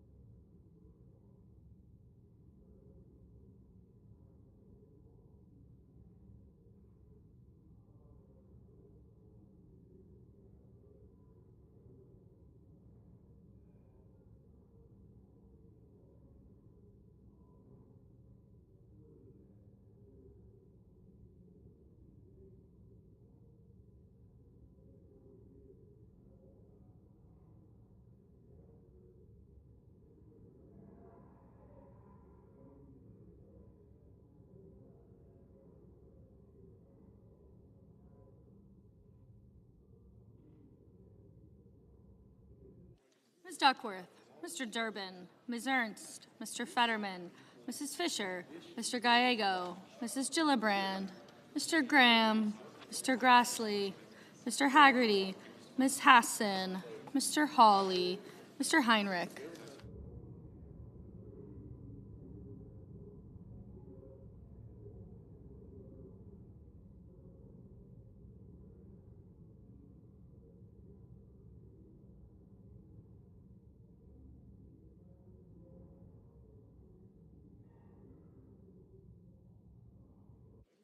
Mr. Heinrich, Mr. Hickenlooper, Ms. Hirono, Mr. Hoven, Mr. Husted, Mrs. Hyde-Smith, Mr. Johnson, Mr. Justice, Mr. Kane, Mr. Kelly, Mr. Kennedy, Mr. Kim, Mr. King, Ms. Klobuchar, Mr. Langford, Mr. Lee, Mr. Lujan, Ms. Lummis, Mr. Markey, Mr. Marshall,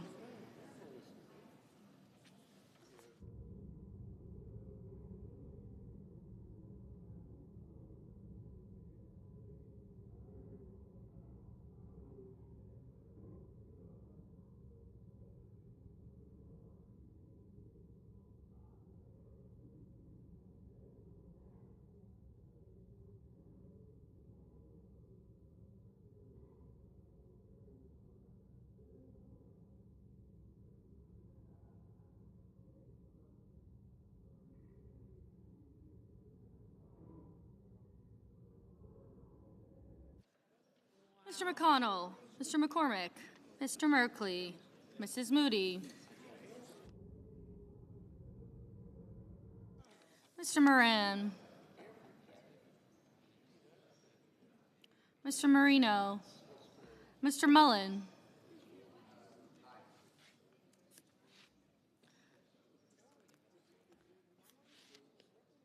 Ms. Murkowski, Mr. Murphy,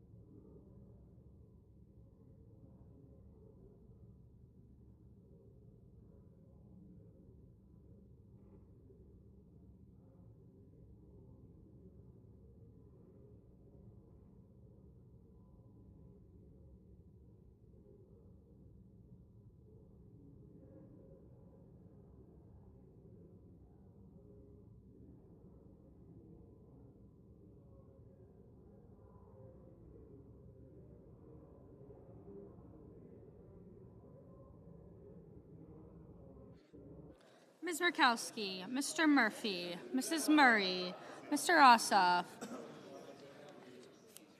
Mr. Padilla, Mr. Paul, Mr. Peters, Mr. Reed, Mr. Ricketts, Mr. Risch, Ms. Rosen,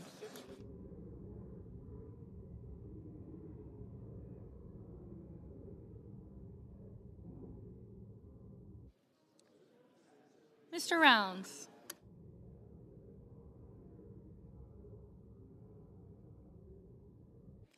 Mr. Sanders, Mr. Schatz,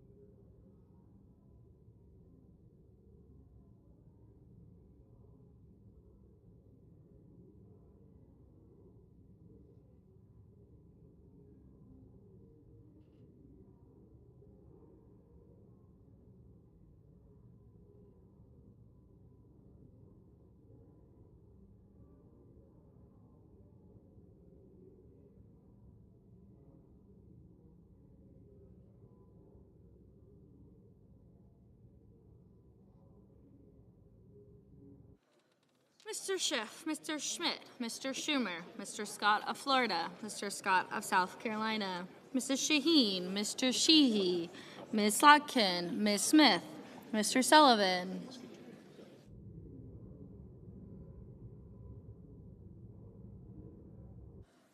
Mr. Thune, Mr. Tillis, Mr. Tuberville, Mr. Van Hollen, Mr. Warner, Mr. Warnock, Ms. Warren, Mr. Welch, Mr. Whitehouse, Mr. Wicker, Mr. Wyden, Mr. Young.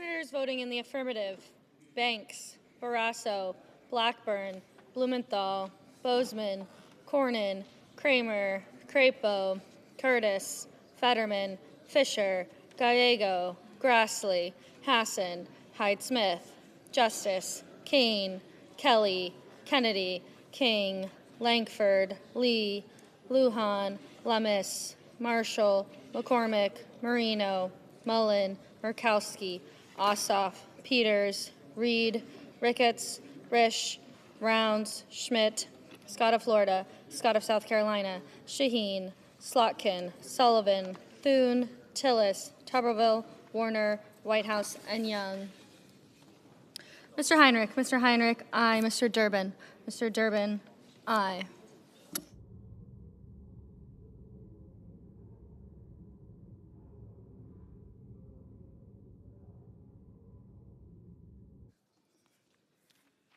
Senators voting in the negative: Bennett, Kim, Murphy, Murray, Padilla, Paul, Sanders, Schatz, and Wyden.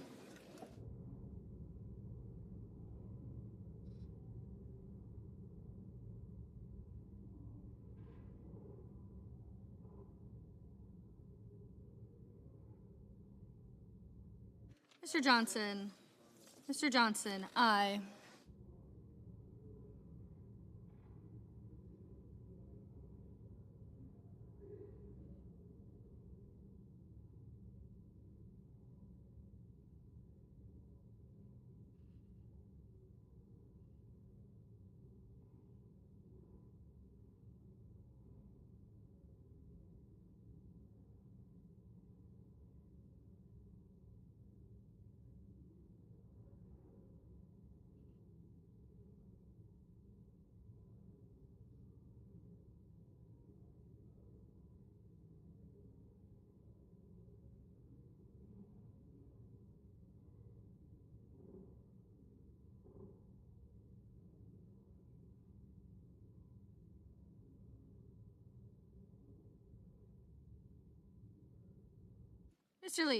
Mr. Lee, no.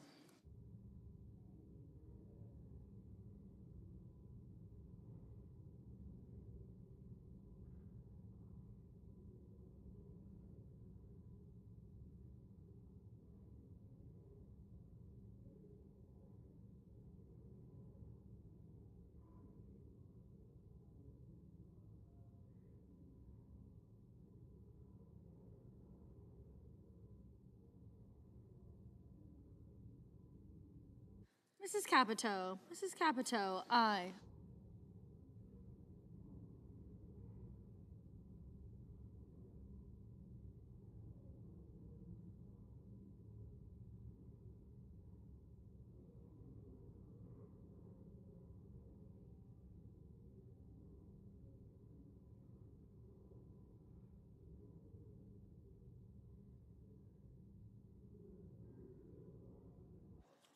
Mr. Wicker. Mr. Wicker, aye.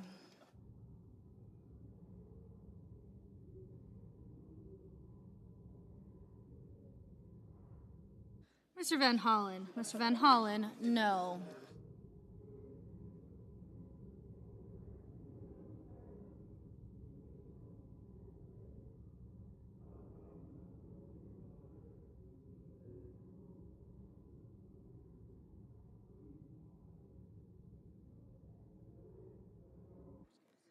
Mr. Coons. Mr. Coons, aye.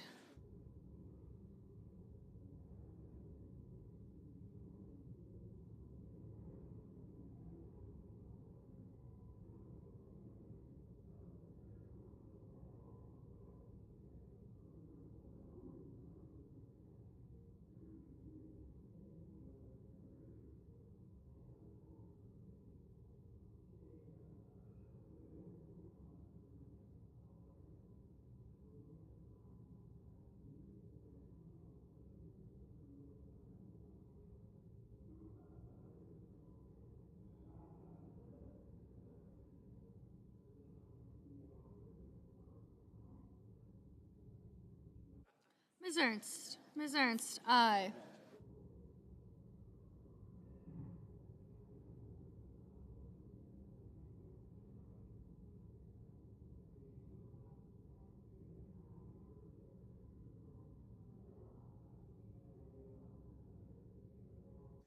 Ms. Rosen. Ms. Rosen, aye. Mr. Budd. Mr. Budd, aye.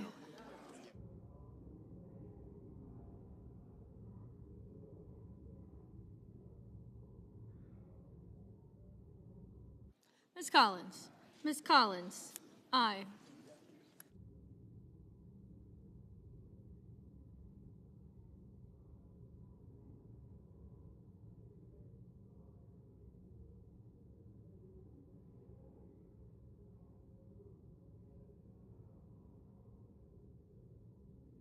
Mr. Cotton. Mr. Cotton, aye. Mr. Husted. Mr. Husted, aye.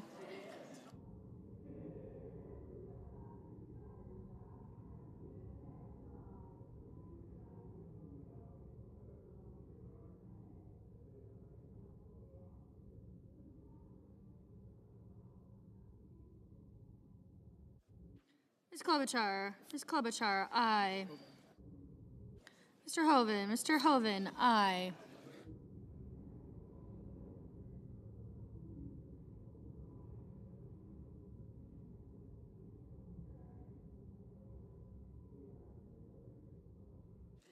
Mr. Haggerty. Mr. Haggerty, aye.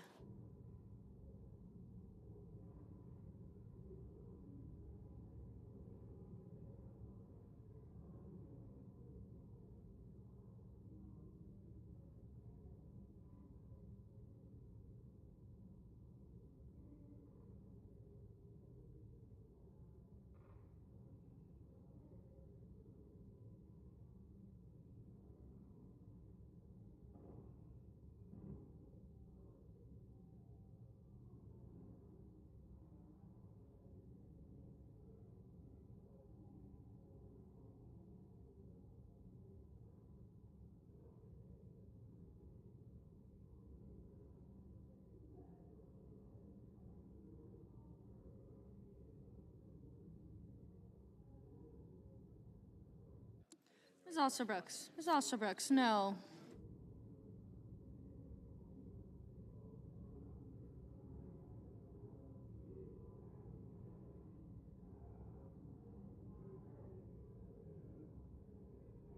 Ms. Cortez Masto. Ms. Cortez Masto, aye. Ms. Duckworth. Ms. Duckworth, no.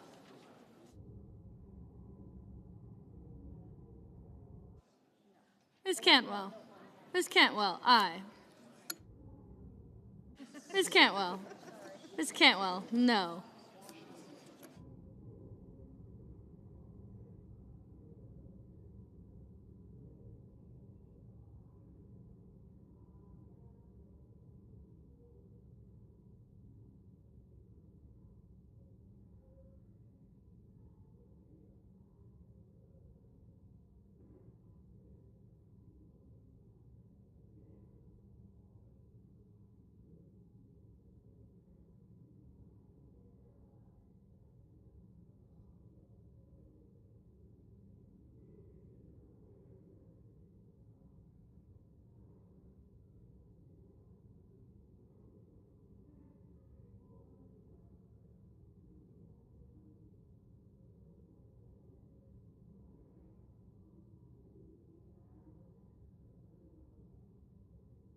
Ms. Baldwin. Ms. Baldwin, aye. Mrs. Gillibrand. Mrs. Gillibrand, aye.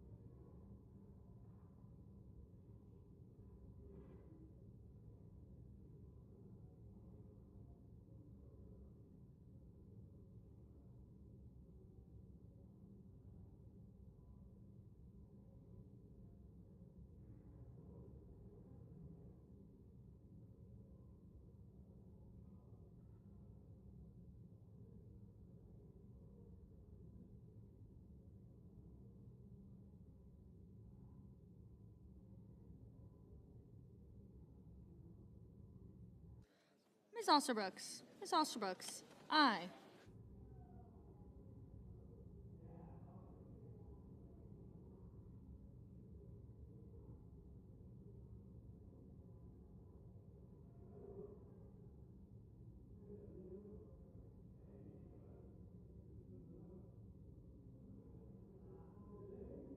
Ms. Hirono. Ms. Hirono, aye. Mr. Cassidy. Mr. Cassidy, aye. Mrs. Britt. Mrs. Britt, aye. Mr. Moran. Mr. Moran, no. Ms. Smith. Ms. Smith, no.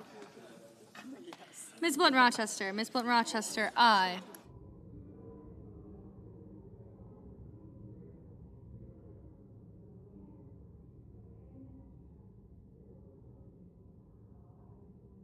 Mr. Graham. Mr. Graham, aye.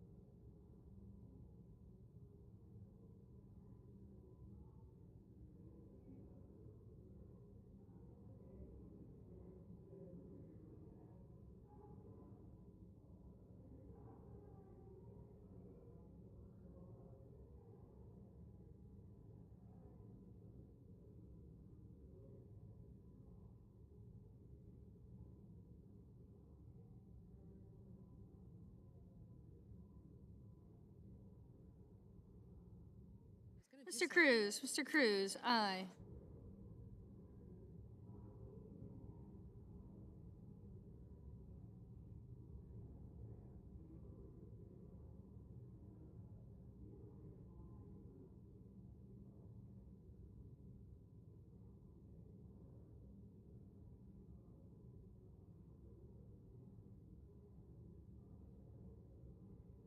Mr. Markey. Mr. Markey, no.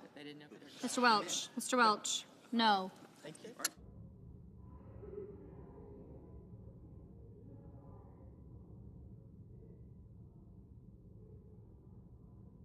Mr. Schumer. Mr. Schumer, aye. Mr. McConnell. Mr. McConnell, aye.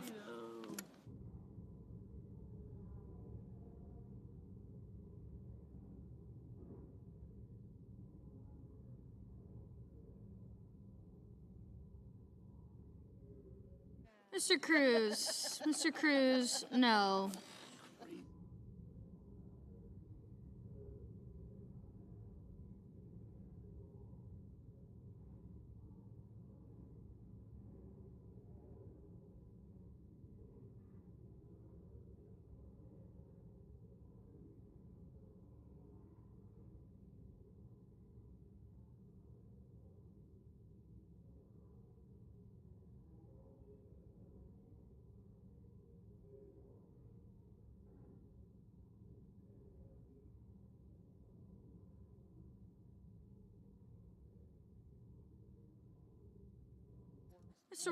Mr. Warnock, aye. Mr. Sheehy, aye. Mr. Merkley, no.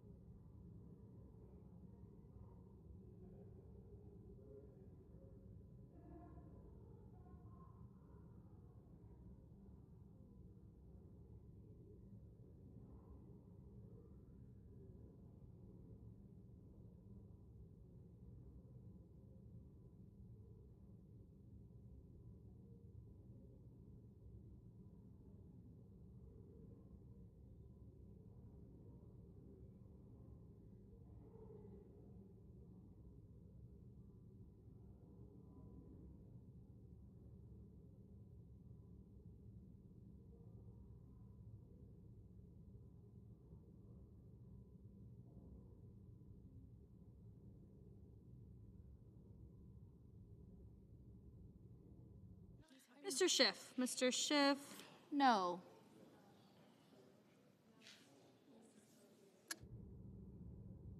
Ms. Warren, no.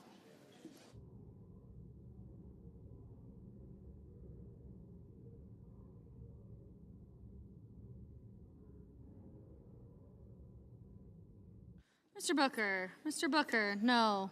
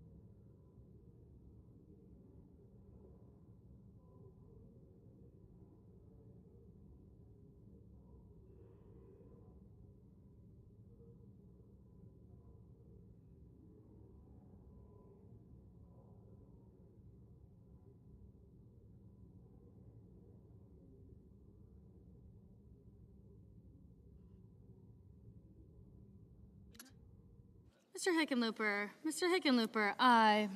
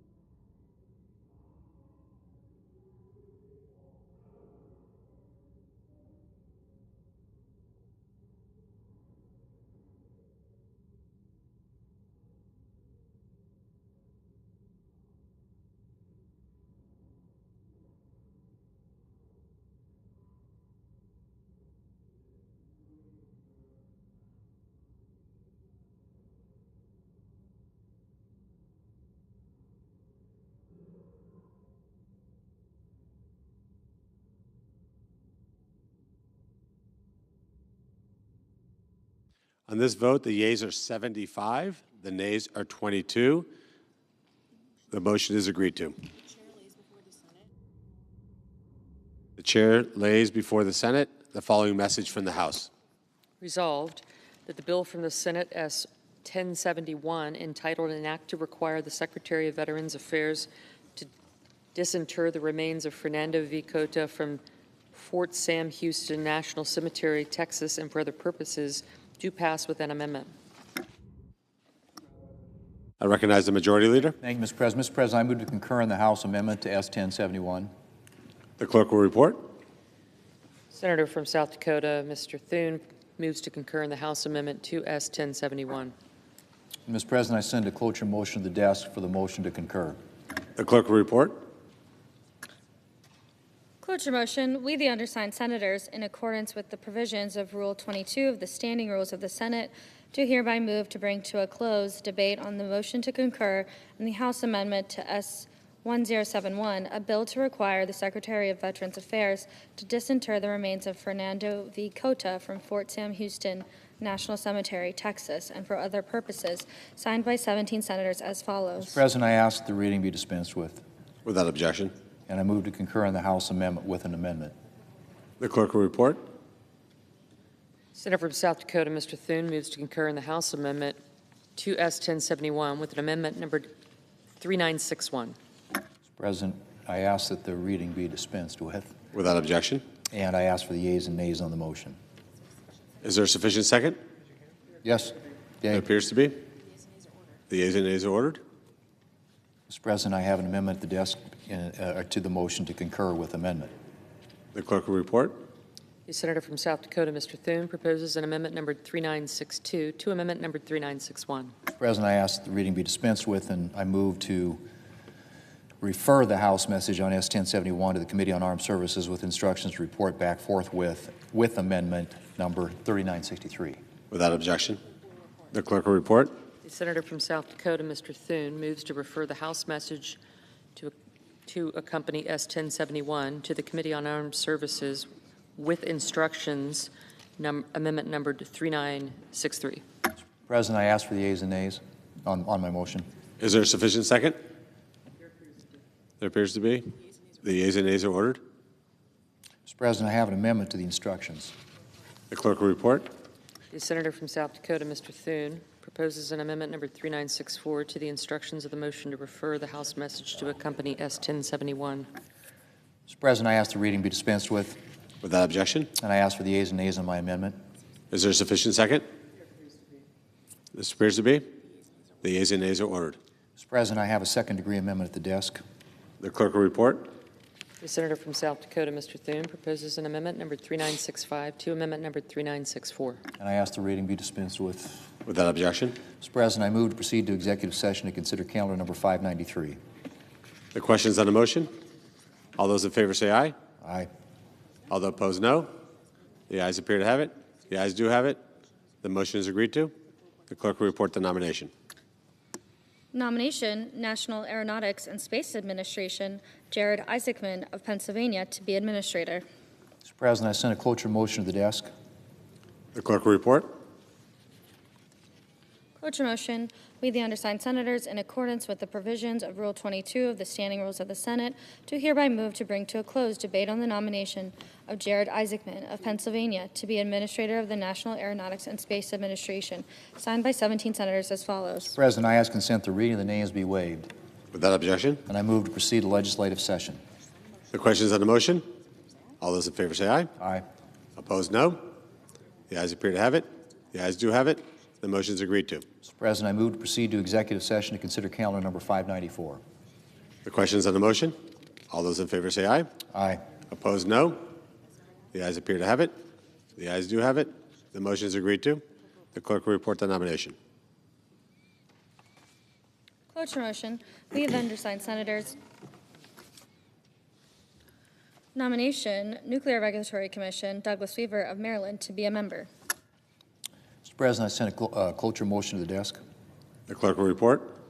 Cloture motion, we, the undersigned senators, in accordance with the provisions of Rule 22 of the Standing Rules of the Senate, do hereby move to bring to a close debate on the nomination of Douglas Weaver of Maryland to be a member of the Nuclear Regulatory Commission for the remainder of the term expiring June 30th, 2026, signed by 17 senators as follows. Mr. President, I ask consent the reading of the names be waived, Without objection. and I move to proceed to legislative session. The questions on the motion? All those in favor say aye. Aye. Opposed, no. The ayes appear to have it. The ayes do have it. The motion is agreed to. Mr. President, I move to proceed to executive session to consider the en-bloc nominations listed in SRS 532. Questions on the motion? All those in favor say aye. Aye. Opposed, no. The ayes appear to have it. The ayes do have it. The motion is agreed to. Pursuant to the provisions of S.Res. 532, the nominations listed therein are pending en bloc. Mr. President, I send a cloture motion to the desk. The clerk will report. Cloture motion, we, the undersigned senators, in accordance with the provisions of Rule 22 of the Standing Rules of the Senate and the provisions of S.Res. 532, 119th Congress, do hereby move to bring to a close debate on executive calendar numbers 166, 267, 354, 429, 430. Mr. President, I ask consent the reading of the names be waived. Without objection. Signed by 17 senators as follows. And I ask unanimous consent that the reading of the names be waived. Without objection. Mr. President, I yield the floor. I recognize the senator from Kansas.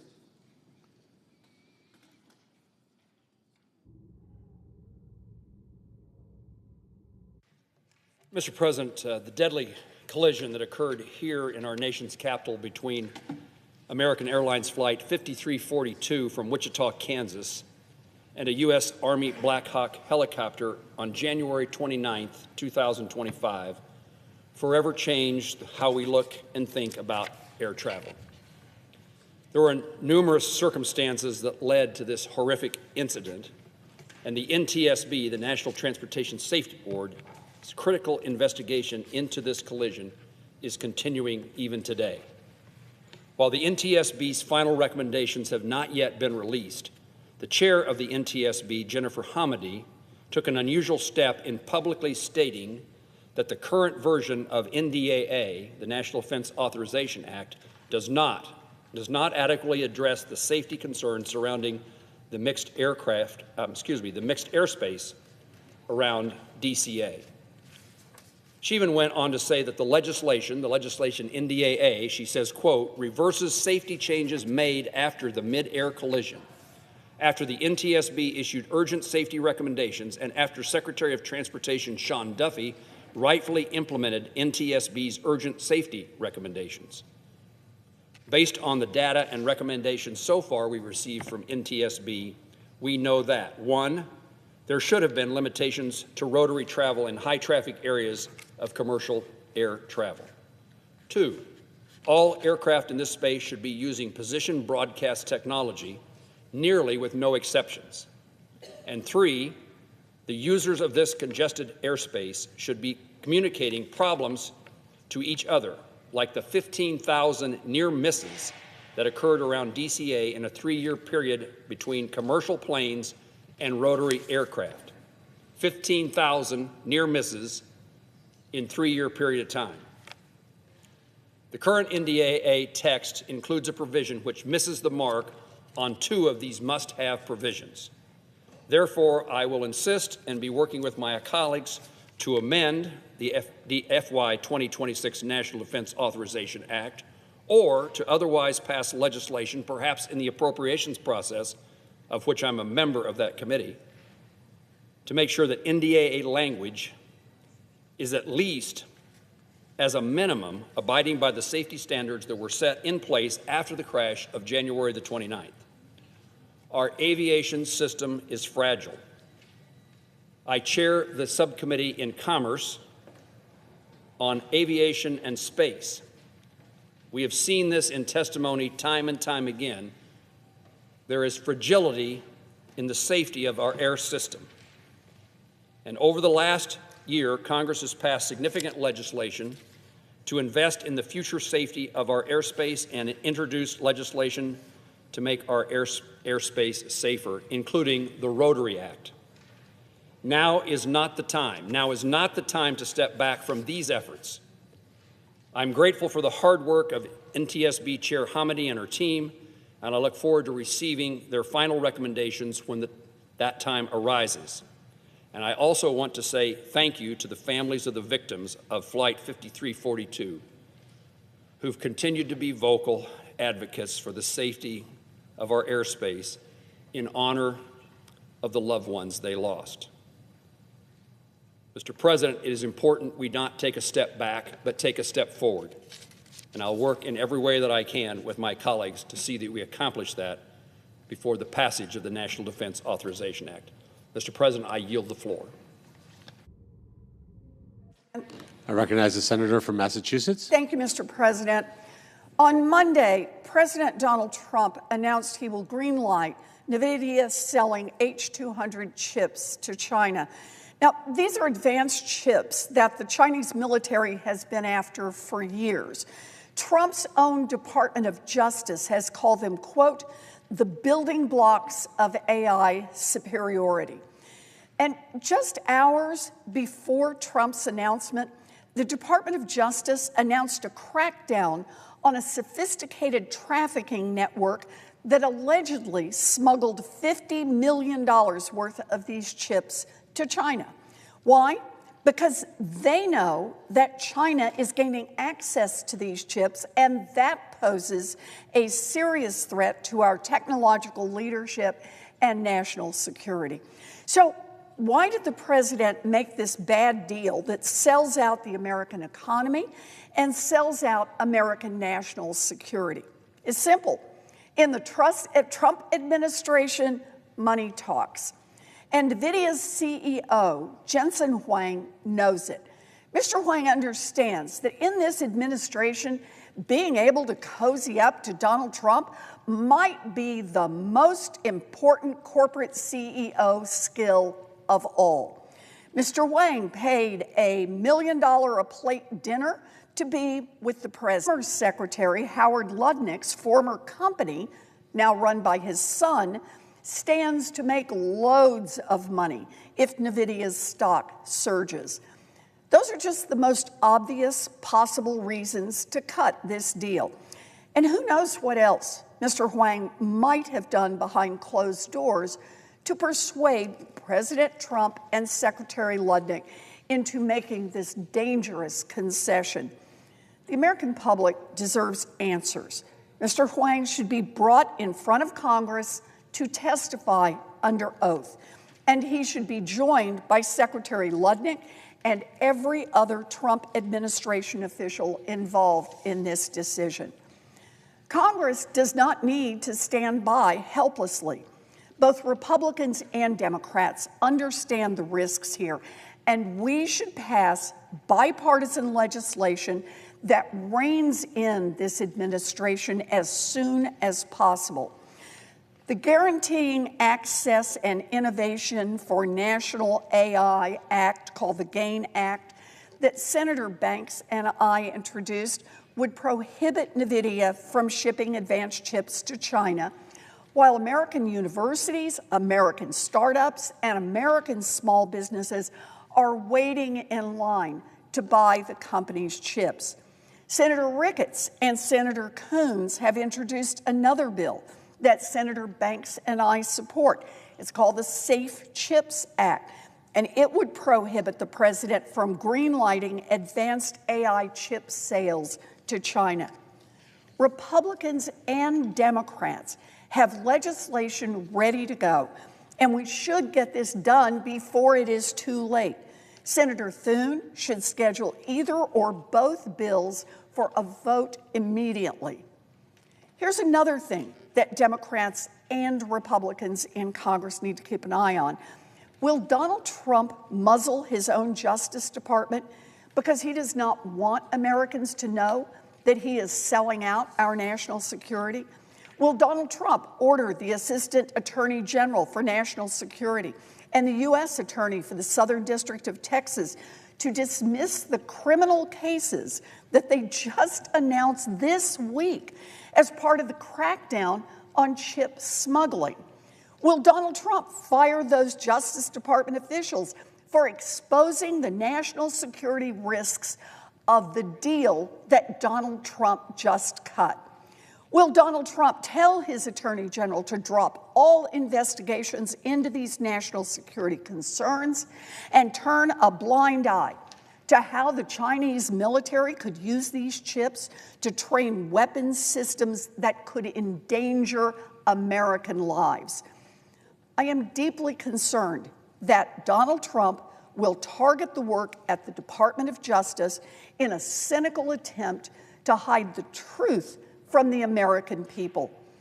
And in case Donald Trump directs his Department of Justice to take down the public evidence or to cover it up, I'm going to read into the Senate record exactly how senior law enforcement officials warned about the dangers of allowing these chips to power the development of cutting-edge technology in China.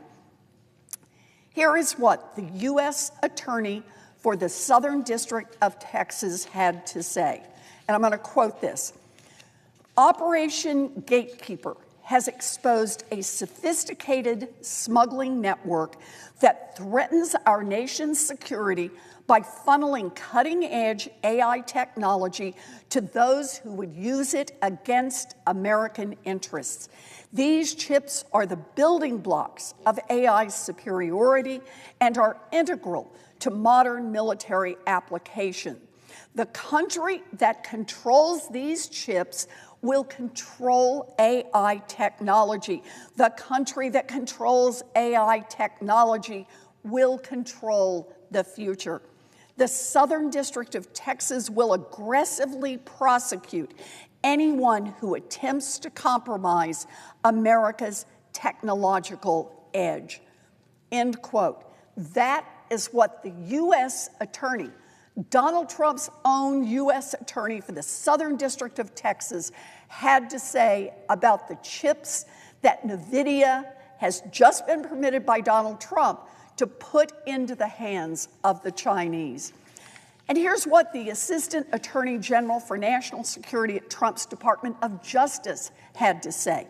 Again, Trump's own Assistant Attorney General for National Security, quote, "The United States has long emphasized the importance of innovation and is responsible for an incredible amount of cutting-edge technology, such as the advanced computer chips that make modern AI possible. This advantage isn't free, but rather the result of our engineers and scientists' hard work and sacrifice. The National Security Division, along with our partners, will vigorously enforce our export control laws and protect this edge." End quote. The president's most basic duty is to protect the economic and national security of the American people. And instead, President Trump is bowing to foreign dictators like Xi Jinping and selling out our national security to billionaire corporate interests that pay for special White House dinners and a gold-plated ballroom. Never before has a president and a tech CEO so brazenly conspired against the interests of the American people. Congress has a responsibility to stop it, and stop it now. Thank you, Mr. President. I yield the floor.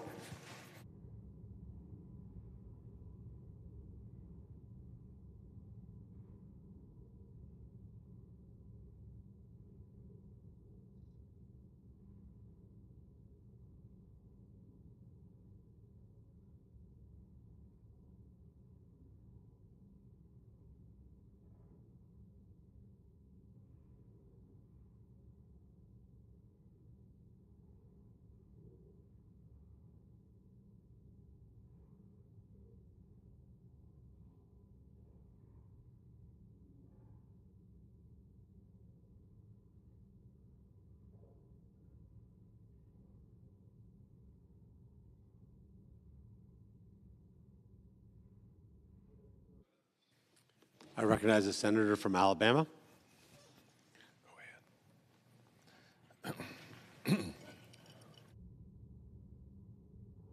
I came to the floor earlier this year to warn of the imminent threat that Islam poses to our great country. Unfortunately, that threat turned into reality just a few weeks ago when a deranged jihadist shot 2 of our National Guardsmen just steps from the White House. Just before Thanksgiving, Specialist Sarah Backstrom and Staff Sergeant Andrew Wolf were on patrol near the White House when they were attacked by a Biden-imported Afghan Islamist. A 29-year-old jihadist radically, viciously attacked them, killing Specialist Backstrom and leaving Staff Sergeant Wolf in critical condition. He's still fighting for his life today. Our prayers go out to him and his family. So let's make it very clear. The Afghan terrorist attacked these 2 soldiers because that is what Islam teaches. The Quran says to kill all infidels. That means all people who don't believe in Islam. So let's not mince words about this. Islamists want every single American, and especially Christians, Americans, they want them dead. In 2021, Joe Biden orchestrated the botched Afghan withdrawal, which was one of the most embarrassing days in our country's history. 13 American soldiers lost their lives as a direct result of the Biden disastrous, misinformed leadership. Not to mention, he empowered the Taliban, who came crawling out of the hills to back control of Afghanistan. To make matters worse, Joe Biden then allowed more than 190,000, repeat that, 190,000 unvetted Afghans into this country, no questions asked. So, not to mention the more than $7 billion in equipment that was left behind for the Taliban, which is, by the way, is now showing up all over the world after it's been sold. These potential terrorists are now living amongst us, residing in our neighborhoods, going to our kids' schools, and mooching off our taxpayers' benefits. That withdrawal was an embarrassment and a stain on our country. The 29-year-old deranged terrorist who shot 2 National Guardsmen in D.C. was working with the CIA in Afghanistan and was part of an elite unit that was supposed to be helping fight our nation's enemies. Clearly, this person was deranged and should never have been allowed to work with our intelligence agencies or to come to the U.S., where he viciously attacked 2 American Guardsmen. While chanting Allahu Akbar, make no mistake, this is part of the deep state's globalist agenda that aims to destroy this country through mass Islamic migration. Where's the outrage from the people in this chamber? I hadn't heard it. If we don't do something to stop this Islamic takeover of our country, we will soon be called the United Caliphate of America. If the previous administration prioritized protecting American citizens instead of inviting terrorists to our country, Sarah Backstrom may still be alive today. Thanks to President Trump, a travel ban has been placed on Afghans along with people from 18 other third world countries, including Somalia. And I've got a message to the immigrants from these Islamist countries. If you hate this country, refuse to go by our laws, and chant death to America, it's time to go home. There's a lot of good people that come from Middle Eastern countries and go by our laws and assimilate with our culture. But if you come here otherwise, it's time to go home. The Trump administration is also prioritizing the deportation of Afghans who are already here illegally. You know, I'm 100% behind President Trump's effort to rid of all the Islamists who hate our country, as I just previously said. Take advantage of the system when you come here. Don't defraud our government. Don't come here to try to destroy us. Assimilate with the Americans in this country to make our country better. We should be welcoming immigrants who are willing to assimilate with our culture and to contribute to our society. That's what we want. Being in this country is a privilege, not a right. If you're an immigrant coming to this country, you need to leave your old way of life and the traditions behind and come here and work with us. Unfortunately, many of the Islamists who are here are not doing that. They're doing whatever they can to turn our country into the third world hellhole that they came from. We are different. We want a great country, not a third world country. These foreigners don't understand what this country stands for. This country owes you nothing but an opportunity to succeed. It doesn't owe you a handout. Islamist immigrants come to this country with a sense of entitlement. And that's what this country is not about. We'll give you a hand, but not everything. They believe the American people owe them something, and we don't owe anybody anything. They take advantage of our system.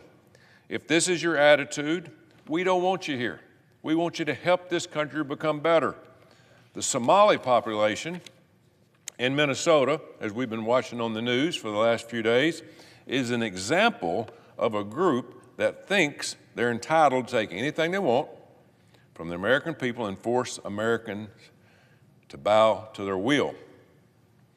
Somali immigrants in Minnesota were recently caught stealing more than $1 billion and counting from American taxpayers. Stealing.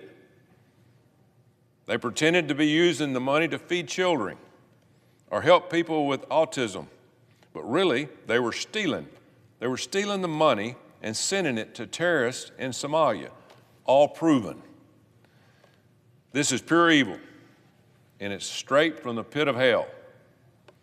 Terrorists are driving around in Toyota Land Cruisers in Somalia, bought and paid for by the American taxpayers.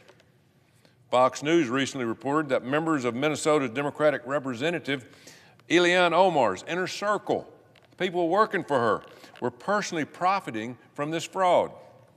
Omar held at least one event at one of the restaurants named in the massive fraud scheme. And by the way, one Congresswoman, Omar staffers, has already been convicted for his role in the fraud. It runs very deep. All of this is taking place inside of Omar's congressional district, and she's doing everything she can to defend these Somalia criminals.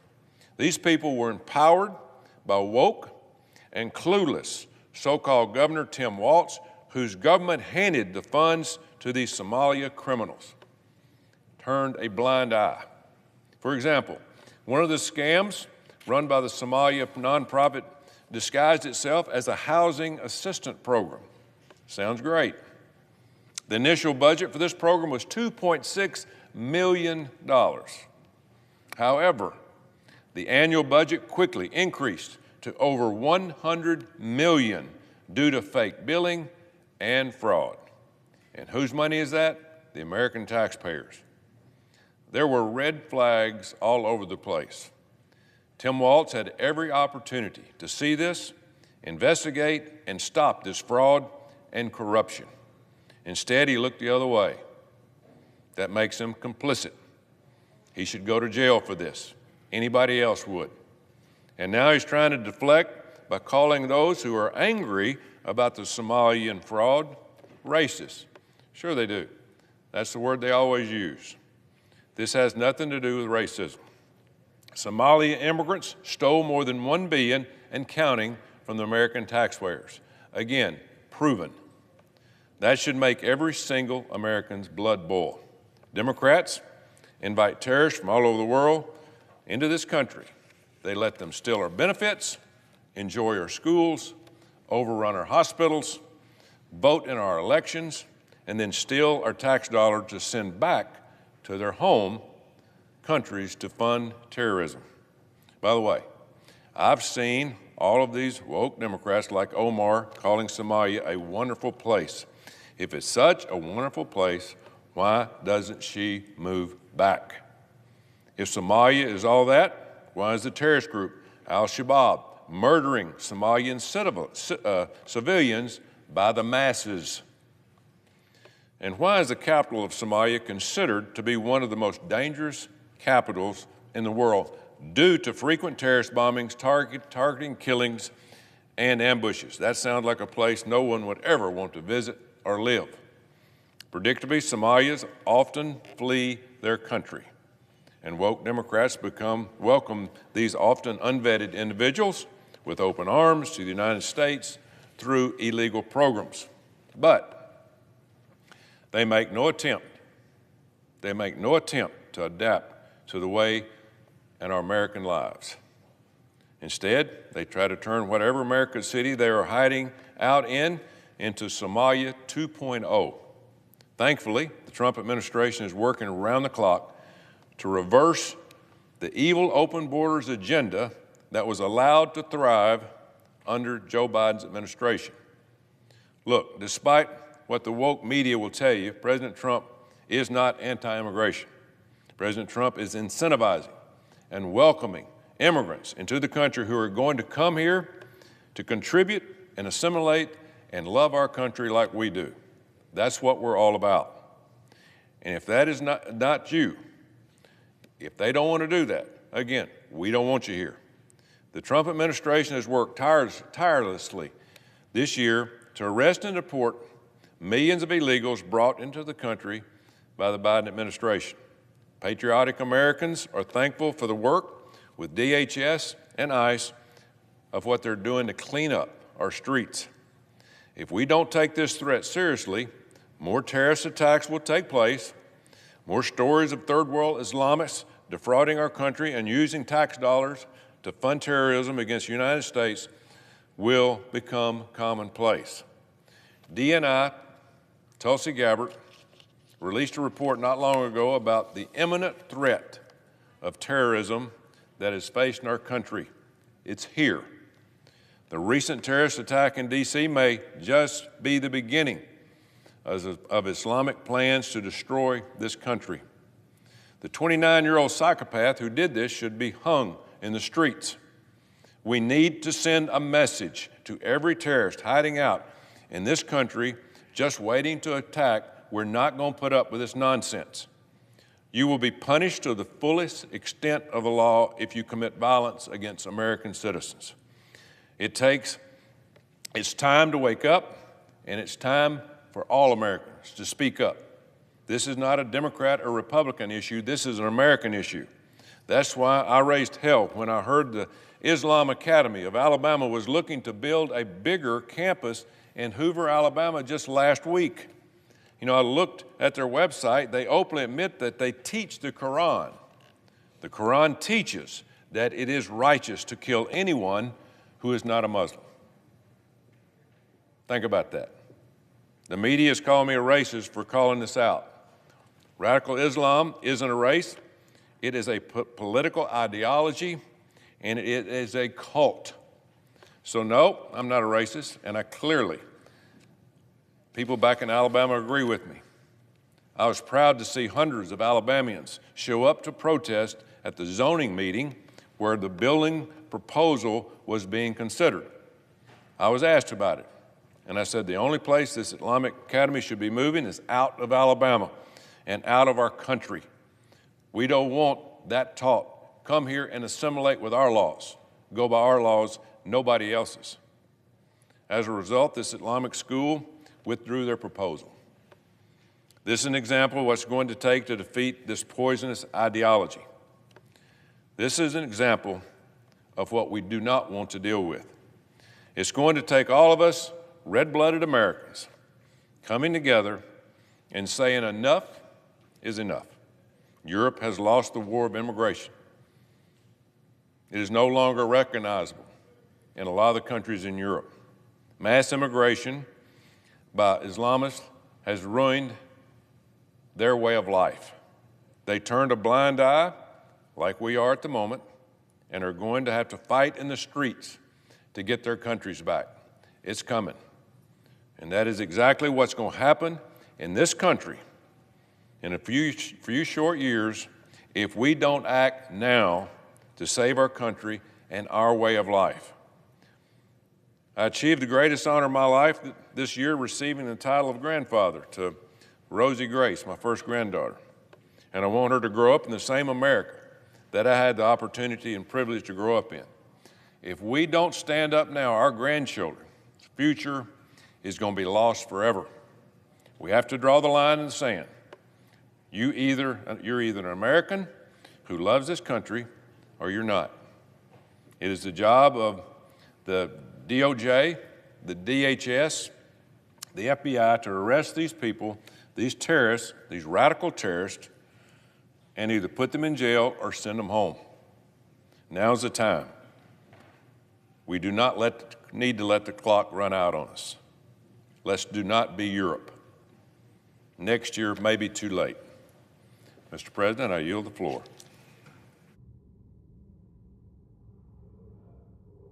The clerk will call the roll. Ms. Alsobrooks.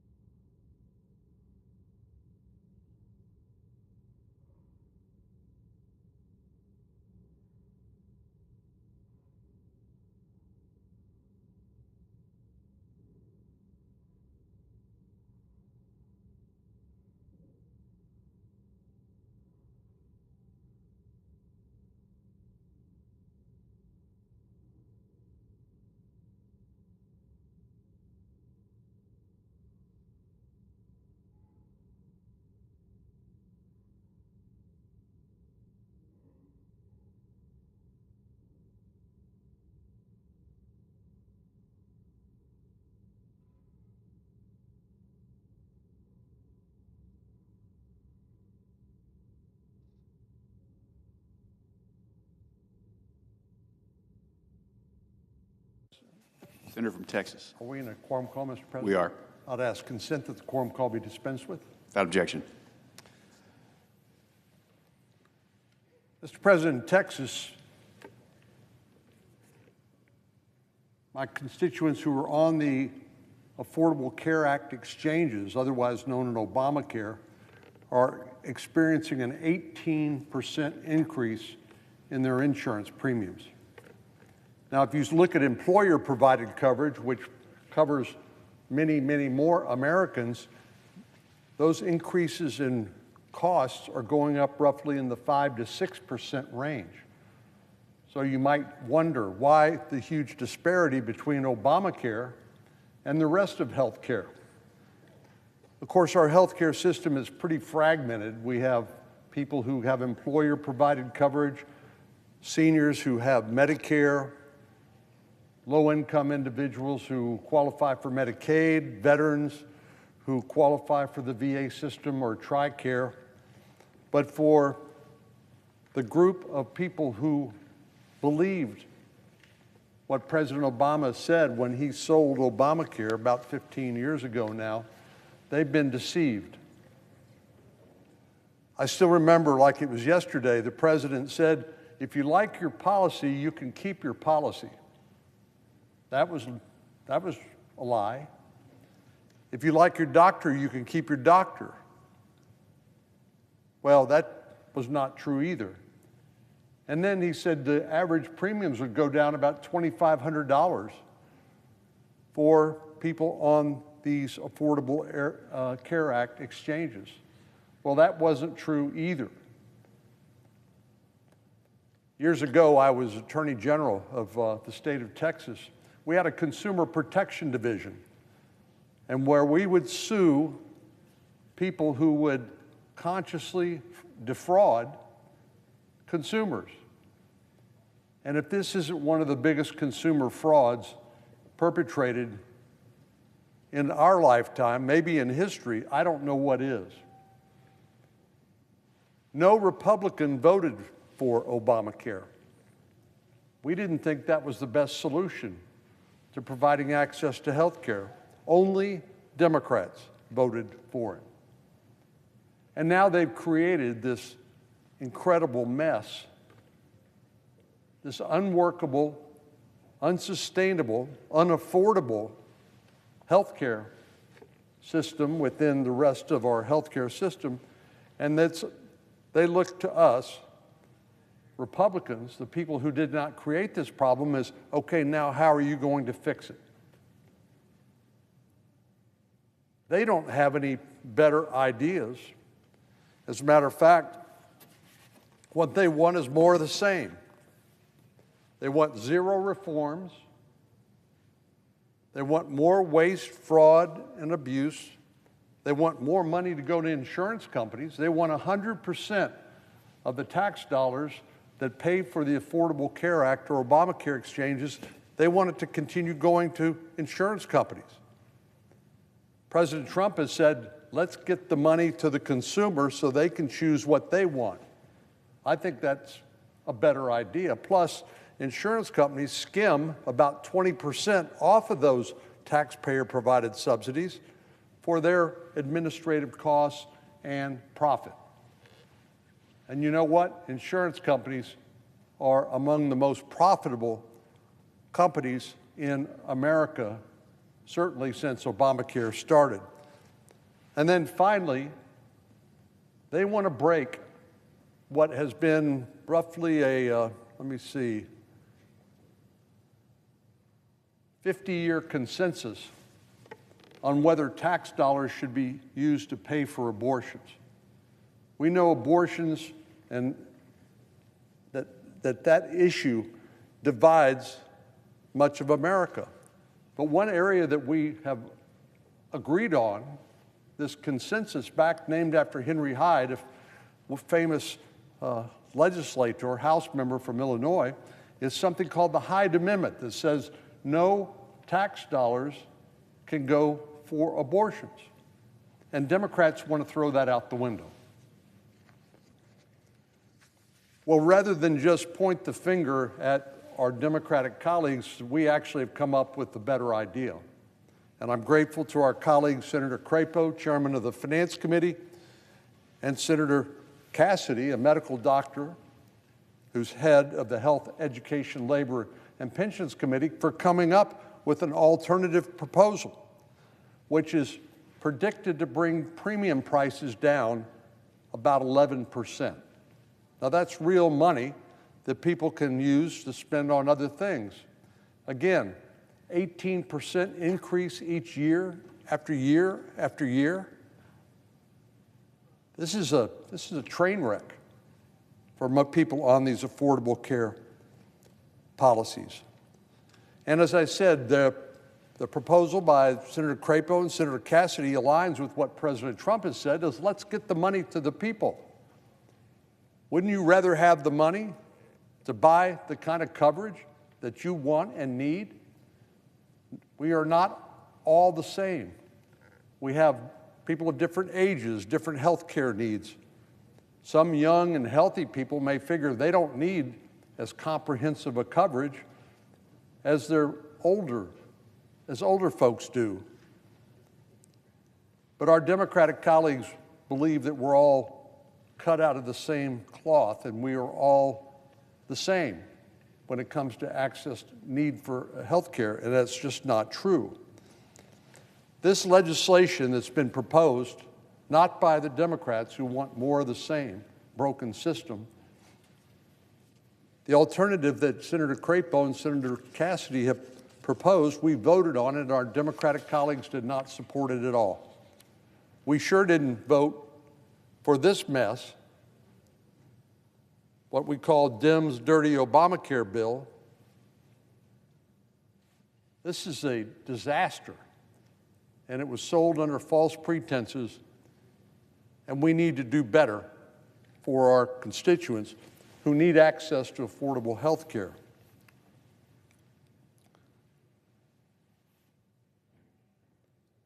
Well, our Democratic colleagues are calling for a clean extension of the enhanced Obamacare subsidies because they don't want any changes in what I've described here.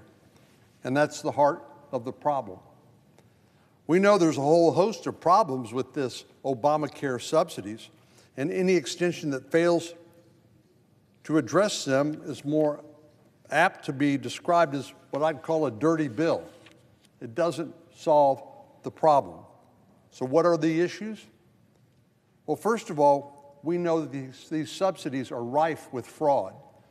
In other words, your tax dollar is being misappropriated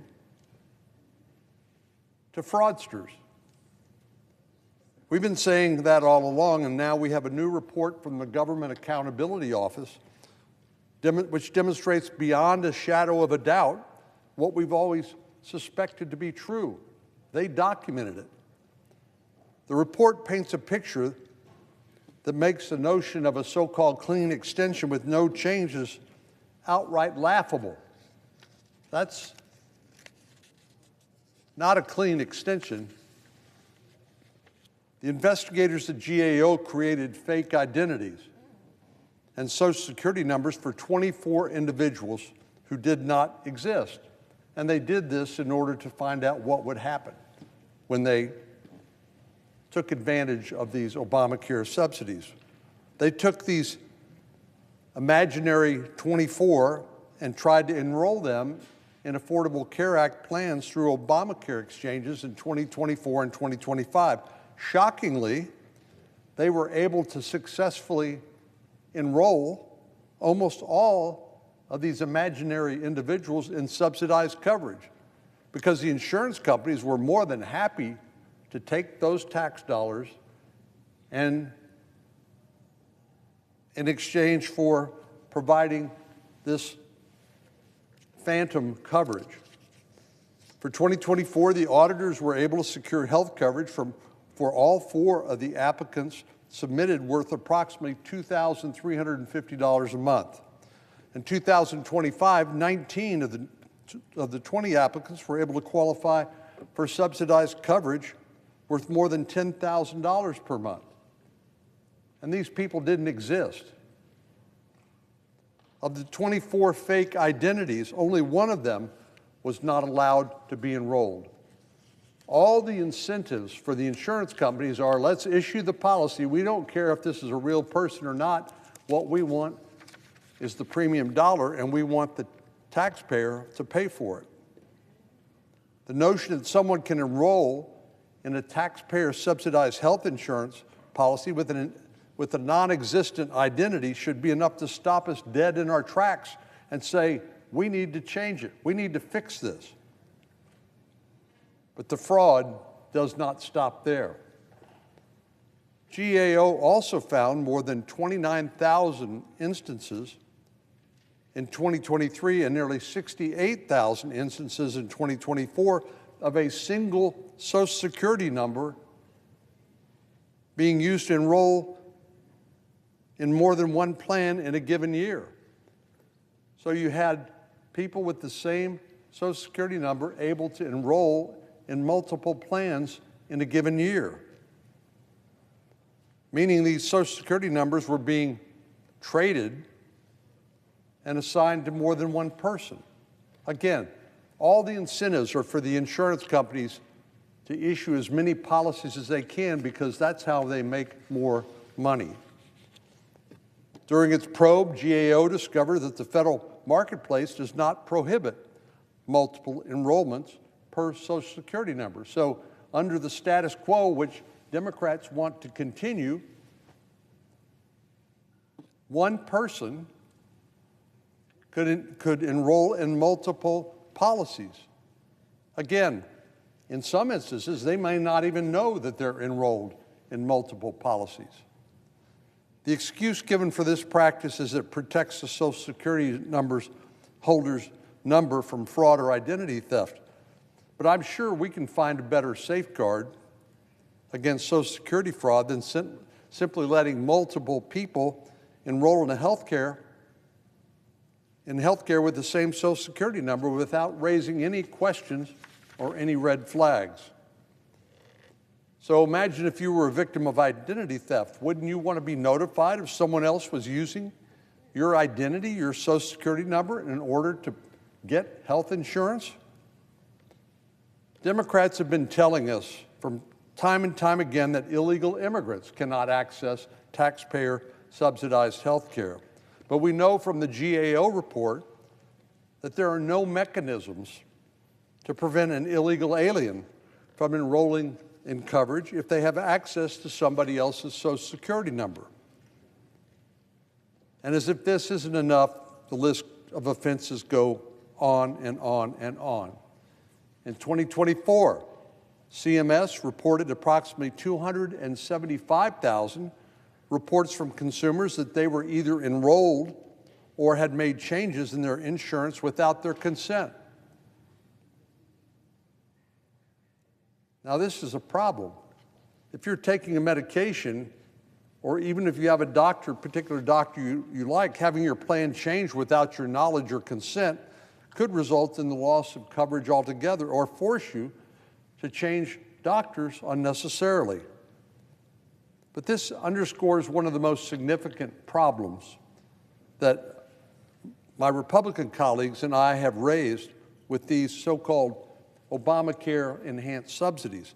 They directly line the pockets of insurance companies without lowering costs for consumers and taxpayers, and they do so in a way that's rife with fraud.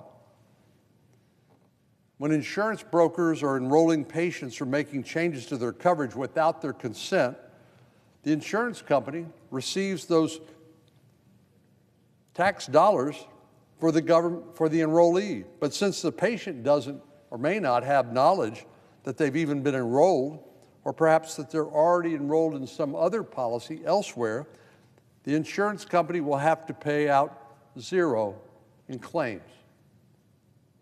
That's what insurance companies like. They like to collect the premium and they like to pay as few claims as possible. So it's a perfect arrangement for them. But it's not for the taxpayer. These Obamacare enhanced subsidies are rife with fraud and should not be extended without meaningful reforms. In addition to the problems raised by the GAO report, the subsidies don't contain hide protections. I mentioned that a moment ago. People who have conscientious objection to abortion policies shouldn't have to be forced using their tax dollars to subsidize it for people who want to fund abortions and transgender procedures. Again, this used to be the 50-year-long consensus known as the Hyde Amendment. Many hardworking taxpayers who elected us have religious or moral objections to these operations, myself included. And the government should not be forcing Americans to participate or subsidize practices that violate their deeply held beliefs by financing them with their tax dollars. The Democrats' plan does nothing to address rampant fraud, the use of tax dollars to line the pockets of insurance companies, and the lack of hide protections for these subsidies. The lack of these changes does not mean this extension proposed by Democrats is clean. Far from it. We understand, I understand, that Texans need access to affordable health care, but this is not it.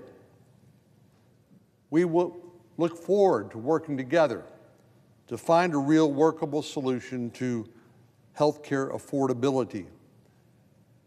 What I worry about is that our Democratic colleagues really don't want to solve this problem. They want to have a political issue they can ride all the way to the midterm elections. And that's not just a cynical view of mine.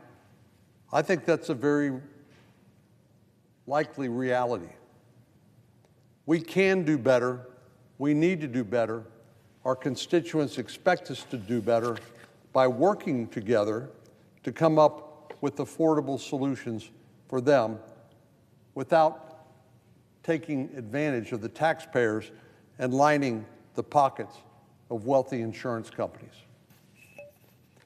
Mr. President, I yield the floor, and I'd note the absence of a quorum. Clerk will call the roll. Ms. Alsobrooks.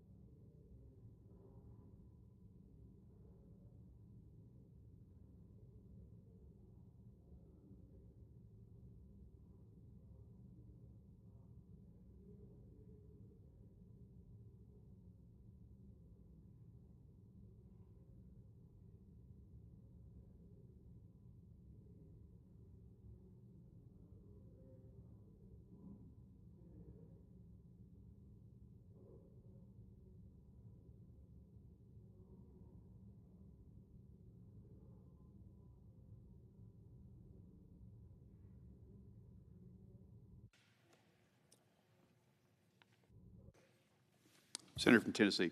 Ask consent to vitiate the quorum. Without objection. Mr. President, I rise today to speak about the unaffordability of health care, a crisis created and perpetuated by my Democrat colleagues across the aisle. 15 years ago, without a single Republican vote, congressional Democrats authored and signed into law the so-called Affordable Care Act, also known as ObamaCare. Ever since, congressional Democrats, without Republican support, have continued to prop up this failed system with tax credits and bogus incentives to hide a broken foundation. Congressional Democrats even expanded these tax credits under the guise of the pandemic, again on a wholly partisan basis, not once, but twice, which included setting a deadline for their expiration this year. Now, they're expecting the American public to believe that Republicans are culpable for what the Democrats have done. They have clearly broken the system. When Obamacare passed in 2010, Democrats promised the American people that this legislation would make insurance affordable. Sadly, this promise has gone unfulfilled. I've heard from constituents across my home state of Tennessee who are grappling with the realities of this broken system. In 2014, the premium for a benchmark plan was $197. That's 2014. In 2026, that premium is expected to be $711.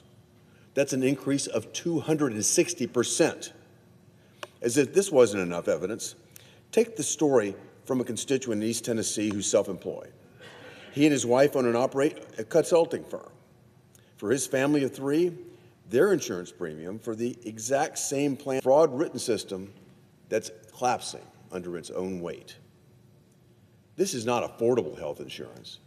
If health insurance were truly affordable, then Tennesseans like the one I just mentioned would not be forced to rely on taxpayer subsidies just to afford their monthly premium, not to mention out-of-pocket costs like deductibles, co-pays, and co-insurance. Beyond affordability, the Democrats promised to, quote, fix the health care system without adding to the national deficit. Their reforms were supposed to lower the deficit by more than $100 billion. Instead, according to the Committee for a Responsible Federal Budget, Obamacare has cost taxpayers an additional $1.3 trillion. The deficit has continued to grow, with health care spending being a major driver of that deficit. Welcome to socialism, my friends. Obamacare was supposed to end abuses by health insurance companies and create what they called robust and competitive marketplace.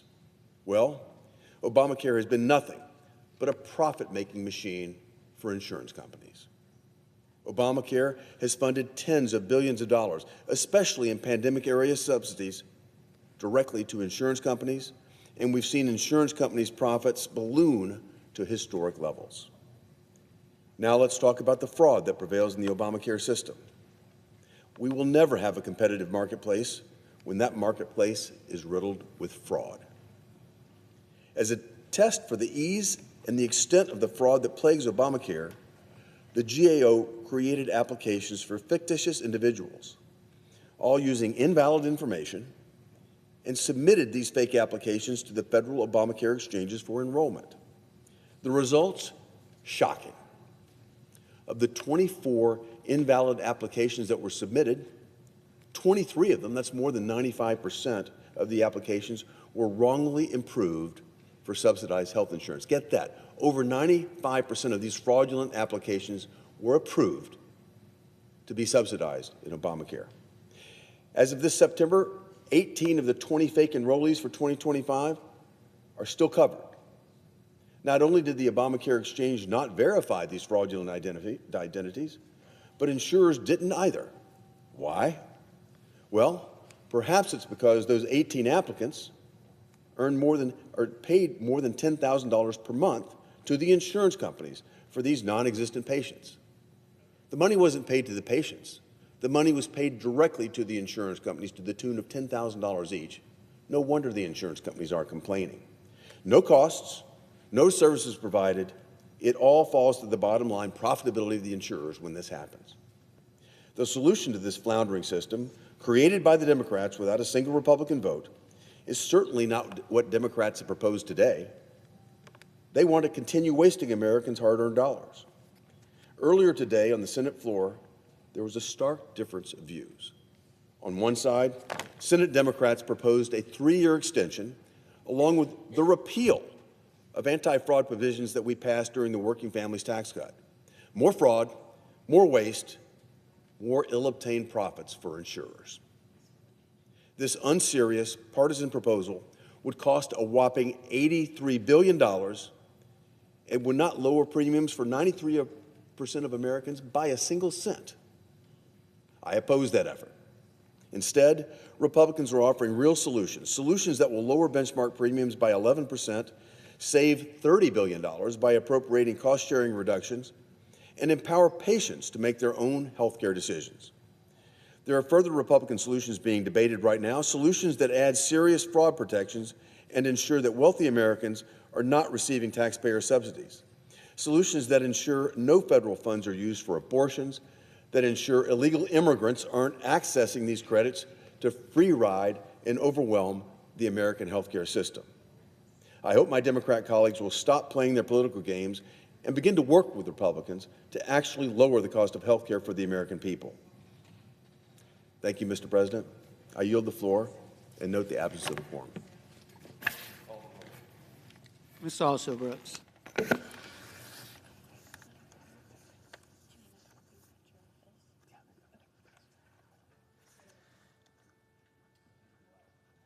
Mr. President, request that proceedings under the quorum call be dispensed with. Without objection. Mr. President, I ask unanimous consent that the privileges of the floor be granted to my intern, Rachel Shaw, for the month of December 2025 in the 119th Congress. Without objection. Thank you, Mr. President. There's been a lot of discussion today following the votes on the floor this morning about health care and health care costs. It was just about a year ago exactly. It was the 12th of December last year.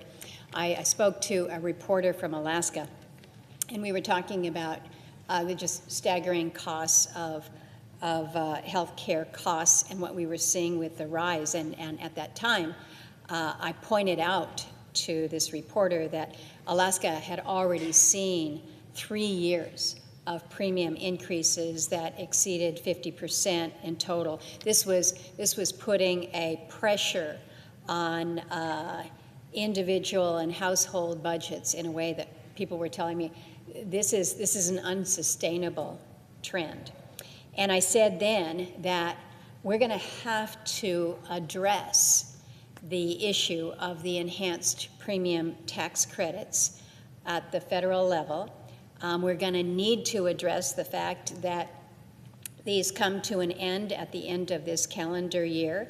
And I said then, we've got a year to kind of figure this out, to buy time to pursue what I feel are important, and that is the true reforms, some of the long-term reforms that will not just help us address the cost of health insurance, but more importantly, the overall cost of health care in this country. That's the driver there. That's the problem.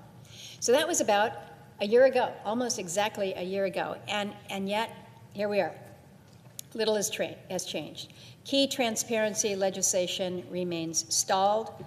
Too many Alaskans are facing premium increases that are now approaching 500%. Think about what that means. I've shared with some colleagues a text that I received from a friend of mine in Fairbanks, and she and her husband will be looking at the potential for premiums in the range of $36,000. Nobody that I know of that can afford premiums for $36,000. So we know we've got a job here in the Congress. We know that we have to address this issue of rising cost to health care. But what we're facing right now, literally on this 11th day of December, the immediate issue is this expiration of the enhanced premium tax credits and this cliff that is in front of thousands of Alaskans, about 24,000 Alaskans, millions of Americans are facing this. So this morning, we saw what we saw. The Senate voted on 2 dueling health care proposals to address this cliff. Both proposals were partisan in nature. Neither one was written in a committee setting or reported through what we refer to as the regular order process. And unfortunately, neither really included any attempt at compromise. Neither tried to gain the support from the other side or to address perhaps the very valid concerns that were raised by the other side. And so it's no surprise that we are where we are, which is 2 failed votes on the Senate floor. And those measures failed. But Mr. President, I would just suggest that we have failed. We have failed, this institution here in the Senate. We failed to work together. We failed to reach consensus. We failed to help all those who are facing these shockingly, completely unaffordable increases in their health care premiums as they're looking at the new year.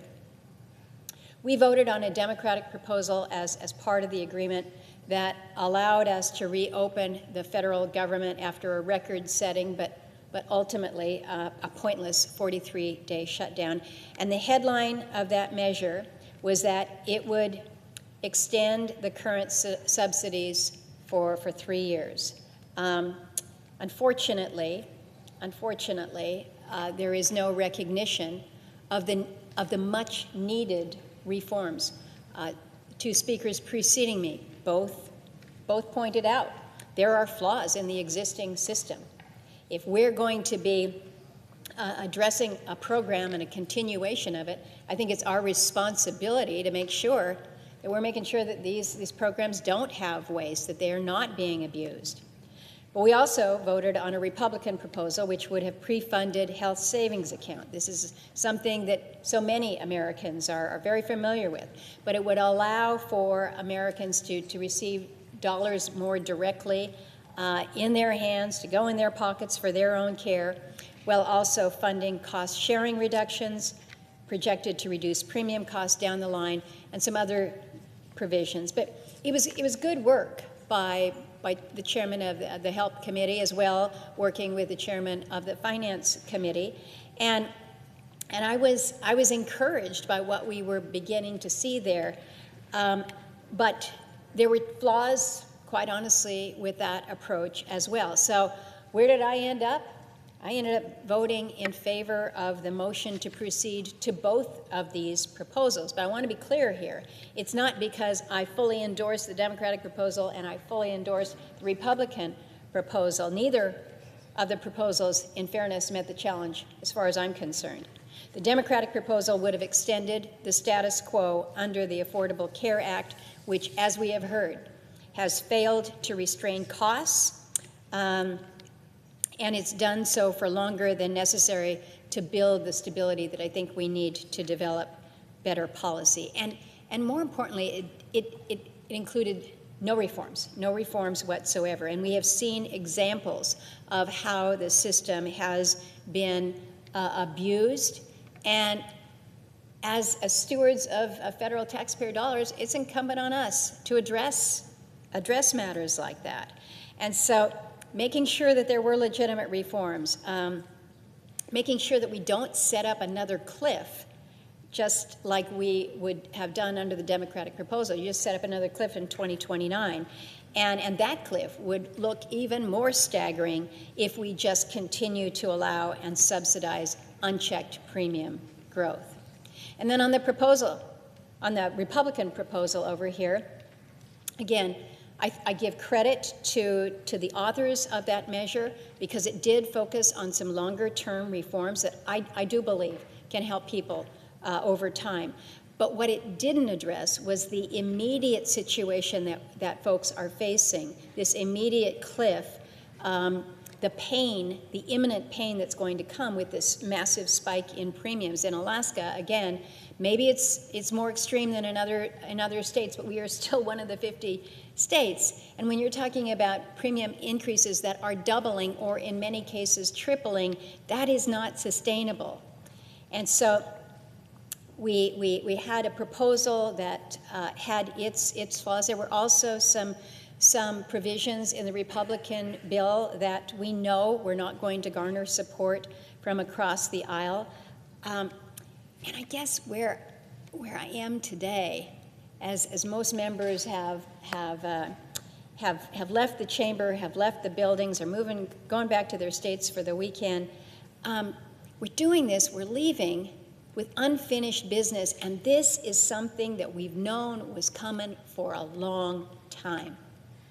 For a long time. It's not like this just crept up on us. We had a chance to address it in budget reconciliation, but we couldn't agree to do so. We were told, no, you know, we got a lot of time on that.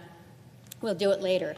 That would have been a win on health care. We would have avoided this anxiety that we're in right now. We had a chance to address it, to avoid or end the shutdown, but same story, we weren't able to do that. And so we let the clock run. We wait and we wait, and we settled for competing proposals, and now we are where we predicted, where I predicted we would be. We failed in both, and nobody wins from that. Nobody wins from this, either politically and certainly not in real life.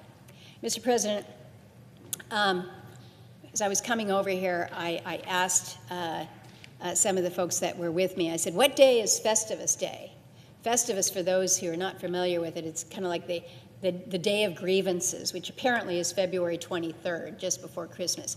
And I'm not here to do a preemption of Festivus and just air grievances, because I don't think that's what people want us to do here. I think they want us to try to figure out, okay, you've demonstrated what you can't do. Now can you demonstrate what you can do? And that's where I want to put us. I refuse to accept that where we are right now, which is 2 failed bills, is the best that we can do. I voted to proceed to both proposals, not because they would solve the problem, not because they're great policy, but because I think they kind of represented the least bad options available to us at this 11th hour. Because I think we should be talking about it. We should be debating them, amending them, having an opportunity to do so on the floor, and seeing if we can't make some progress there. Sometimes out in the open gets us somewhere, not too often these days. But I'll tell you, the alternative, which is doing nothing and letting people suffer here, I think is worse. So again, today we showed the country what we can't do, but I wanted to show that there are bipartisan votes in the Senate that are eager, that are anxious for a bipartisan compromise. And I don't think it's too late for that. It's December 11th here. The year's not over. Our session is not over. I agree. We don't have a lot of time. We know that. But I think we can still come up with something that, again, would give people in this country comfort knowing that my premiums are not going to double and triple in the calendar year 2026. So that's exactly what I'm hoping the Senate is going to do, and what I challenge every one of us to focus on before we adjourn this year. And it's not like we're starting from scratch here.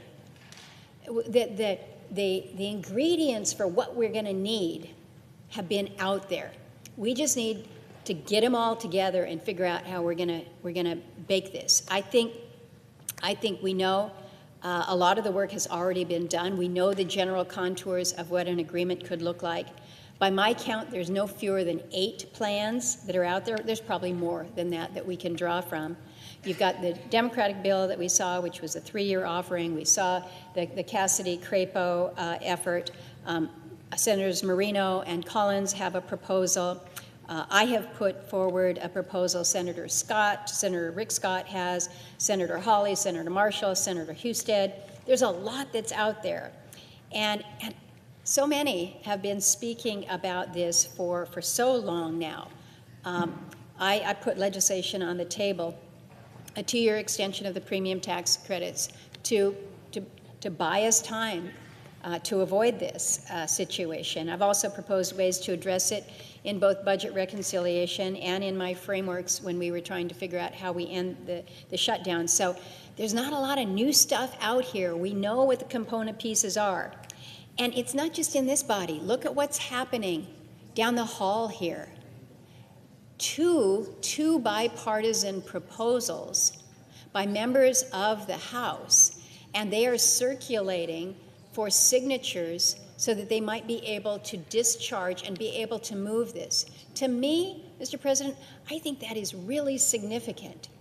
You've got members in the House that are coming together and they're going to stand out, put their name up front on a bipartisan effort. Maybe it's not everything that they want, but they're willing to put something out there because they believe that the American people demand and deserve a solution.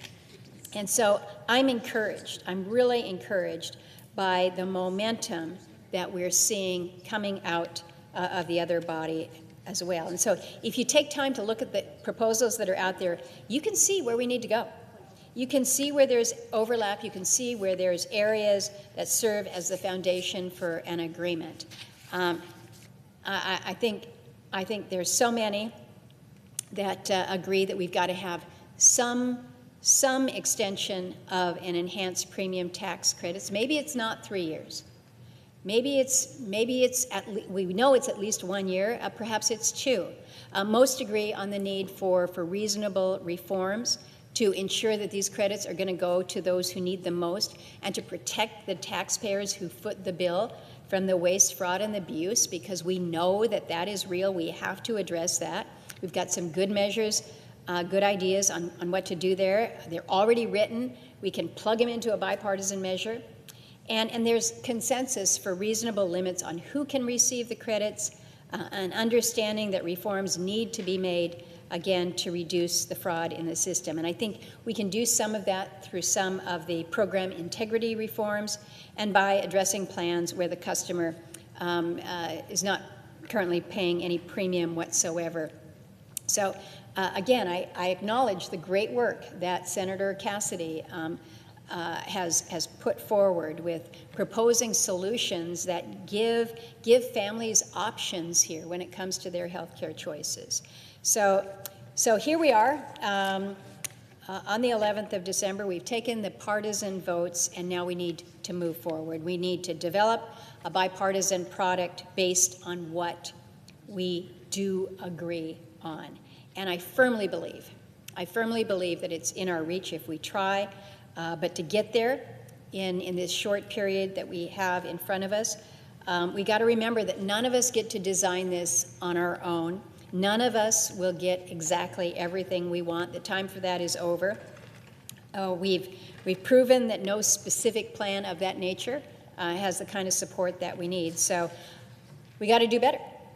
We got to do better. We can't just say, happy holidays, brace for next year. That's our message to you. We need to focus on the people who are going to be hurt if we do nothing, and we need to set aside the politics and the partisanship that are preventing us from helping them. I think there is still a consensus to be had here, and know that I stand at the ready to do everything that I can to help in that effort before we adjourn at the end of this year. And with that, Mr. President, I yield the floor. Senator from Washington. I rise today to make a point clear, and that is that Section 373 of this year's National Defense Authorization Act poses a serious risk to the aviation safety and should be removed. Last night I came to the floor to raise alarm about this provision, and today I want to explain even more clearly why it is so dangerous and why it should be removed from this bill. This section, Section 373, eliminates safeguards added after the January 29th DCA collision. It weakens essential military aircraft technology standards, it enshrines these lower standards into law, and it leaves the public less safe. The National Transportation Safety Board chair, the head of the agency investigating the crash, has called this provision, Section 373, quote, a major step backwards from where we are today and an unacceptable risk to the flying public, end quote. And she adds, quote, an unthinkable dismissal, end quote, of the 67 families who lost loved ones.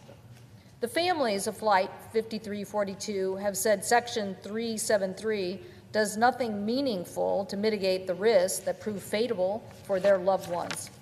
Senator Cruz, Moran, myself, and Senator Duckworth have pointed out in a joint statement that this provision needs to be stripped from the bill. We have worked on a bipartisan solution after much of the discussion and investigation by our committee, the Committee of Jurisdiction, the Commerce Committee, and said that in this Rhetoric Act, we should pass these provisions that would help still make aviation safer. Mr. President, the families of 67 victims are facing their first holiday without their loved ones. They have spent the past year advocating for meaningful reforms that, as I mentioned, we passed out of the Commerce Committee. They deserve to see real safety reforms, not a reversal of progress made since the tragedy. Let me explain to my colleagues how we got here. Current FAA regulations require aircrafts operating in busy airspace, including military helicopters, to be equipped with what is called ADS-B out technology. That stands for Automatic Dependent Surveillance Broadcast, meaning that the vehicle should be broadcasting out its location. It is a critical safety technology. When transmitting, it is broadcasting an aircraft's precise location, making it easy for air traffic controllers and nearby pilots to locate it. Even though that was the law, and it was clear it should be the law for really important safety reasons, in 2019, the first Trump administration issued a rule allowing for a limited waiver for sensitive government missions to operate without this broadcast technology. The rule specifically stated that this exemption should not be used routinely. It was meant for genuine national security situations, not everyday operations, meaning that there was an extreme case and they needed to use it for an extreme purpose. But the Army didn't do it for an extreme purpose. That's not how they treated the waiver. They abused the waiver. They operated 100% of their helicopter flights in the National Capital Region airspace without ADS broadcast technology transmitting out. Not some flights, not most flights, every single flight. I believe the waiver never should have been granted, that in a crowded airspace, it was a ridiculous idea to think that military helicopters and commercial airlines could be within just a few hundred feet of each other. That makes no sense to me. Then on January 29th, an Army Black Hawk helicopter on a training mission collided with American Airlines Flight 5342, obviously without its broadcast technology transmitting, and 67 people were killed, 60 passengers, 4 crew members, and 3 soldiers on the helicopter. It was one of the deadliest aviation accidents in the United States in decades. What we learned that the helicopters, we learned later, I should say, that the helicopters didn't have its broadcast equipment broadcasting out. It wasn't even fully functioning during the flight.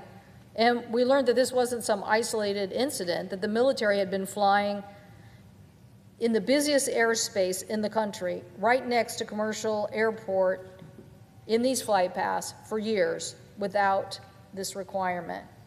Or even in their exemption being asked for, rarely used. Instead, they were routinely using the exemption. Why did the FAA even give them this exemption, to be within a few hundred feet of commercial aircraft? Why did they believe that the military was going to only use it in extreme conditions? The NTSB investigation revealed that there had been over 15,000 close proximity incidents between commercial aircraft and helicopter near the DCA airport between October 2021 and December 2024. The warning signs were there. The data was there, and yet nothing was done. After the crash, the FAA and the Department of Defense finally did take action, I'm sure under the scrutiny of the public outcry in the disaster. They closed helicopter Route 4 between Haynes Point and Wilson Bridge, the route where the collision occurred. They restricted non-essential helicopter traffic near DCA, and they required that when essential helicopter flights do operate in restricted areas, commercial arrivals and departures must stop. That was the recommendation after the crash. And critically, the FAA and DoD entered into an agreement requiring military aircraft operating in the DC airspace to broadcast via the ADS-B out broadcast system. This was a direct response to the crash and the urgency of the recommendations by the NTSB. But those recommendations, those are being rolled back in this National Defense Authorization Act in Section 373. Instead of strengthening the standards in this underlying bill, which is what our committee, and I'm pretty sure the House committee, in agreement, wanting to make even more improvements, we wanted to ensure that the military, the Army, was in compliance to improve the air traffic safety, but instead we have a bill that weakens it. What does Section 373 do to weaken it? Because I'm not sure all my colleagues understand this. I think some people are complacent about aviation safety. There's no room for complacency. You have to understand what the language does, and you have to understand that giving them an exemption to begin with was a mistake, and certainly trying to continue to get that exemption into law is also a mistake. Before the crash, the ADS-B out was already required by federal regulations for aircrafts operating in a busy airspace such as the National Capital Region. The 2019 exemption for, quote, sensitive government missions was supposed to be limited, but the military, as I said earlier, abused it by flying 100% of their helicopter flights without this transmission. After the crash, the FAA entered into an agreement, and that is why we are so frustrated, because now instead of strengthening the standards and closing the loophole, Section 373 does the opposite. It codifies the ability to fly without ADBS broadcast technology into federal law. What was a regulatory exemption that could have been fixed by the FAA instead now is becoming a congressionally sanctioned loophole on aviation that will make our airspace less safe. It is wrong-headed, and we should get it out of this bill.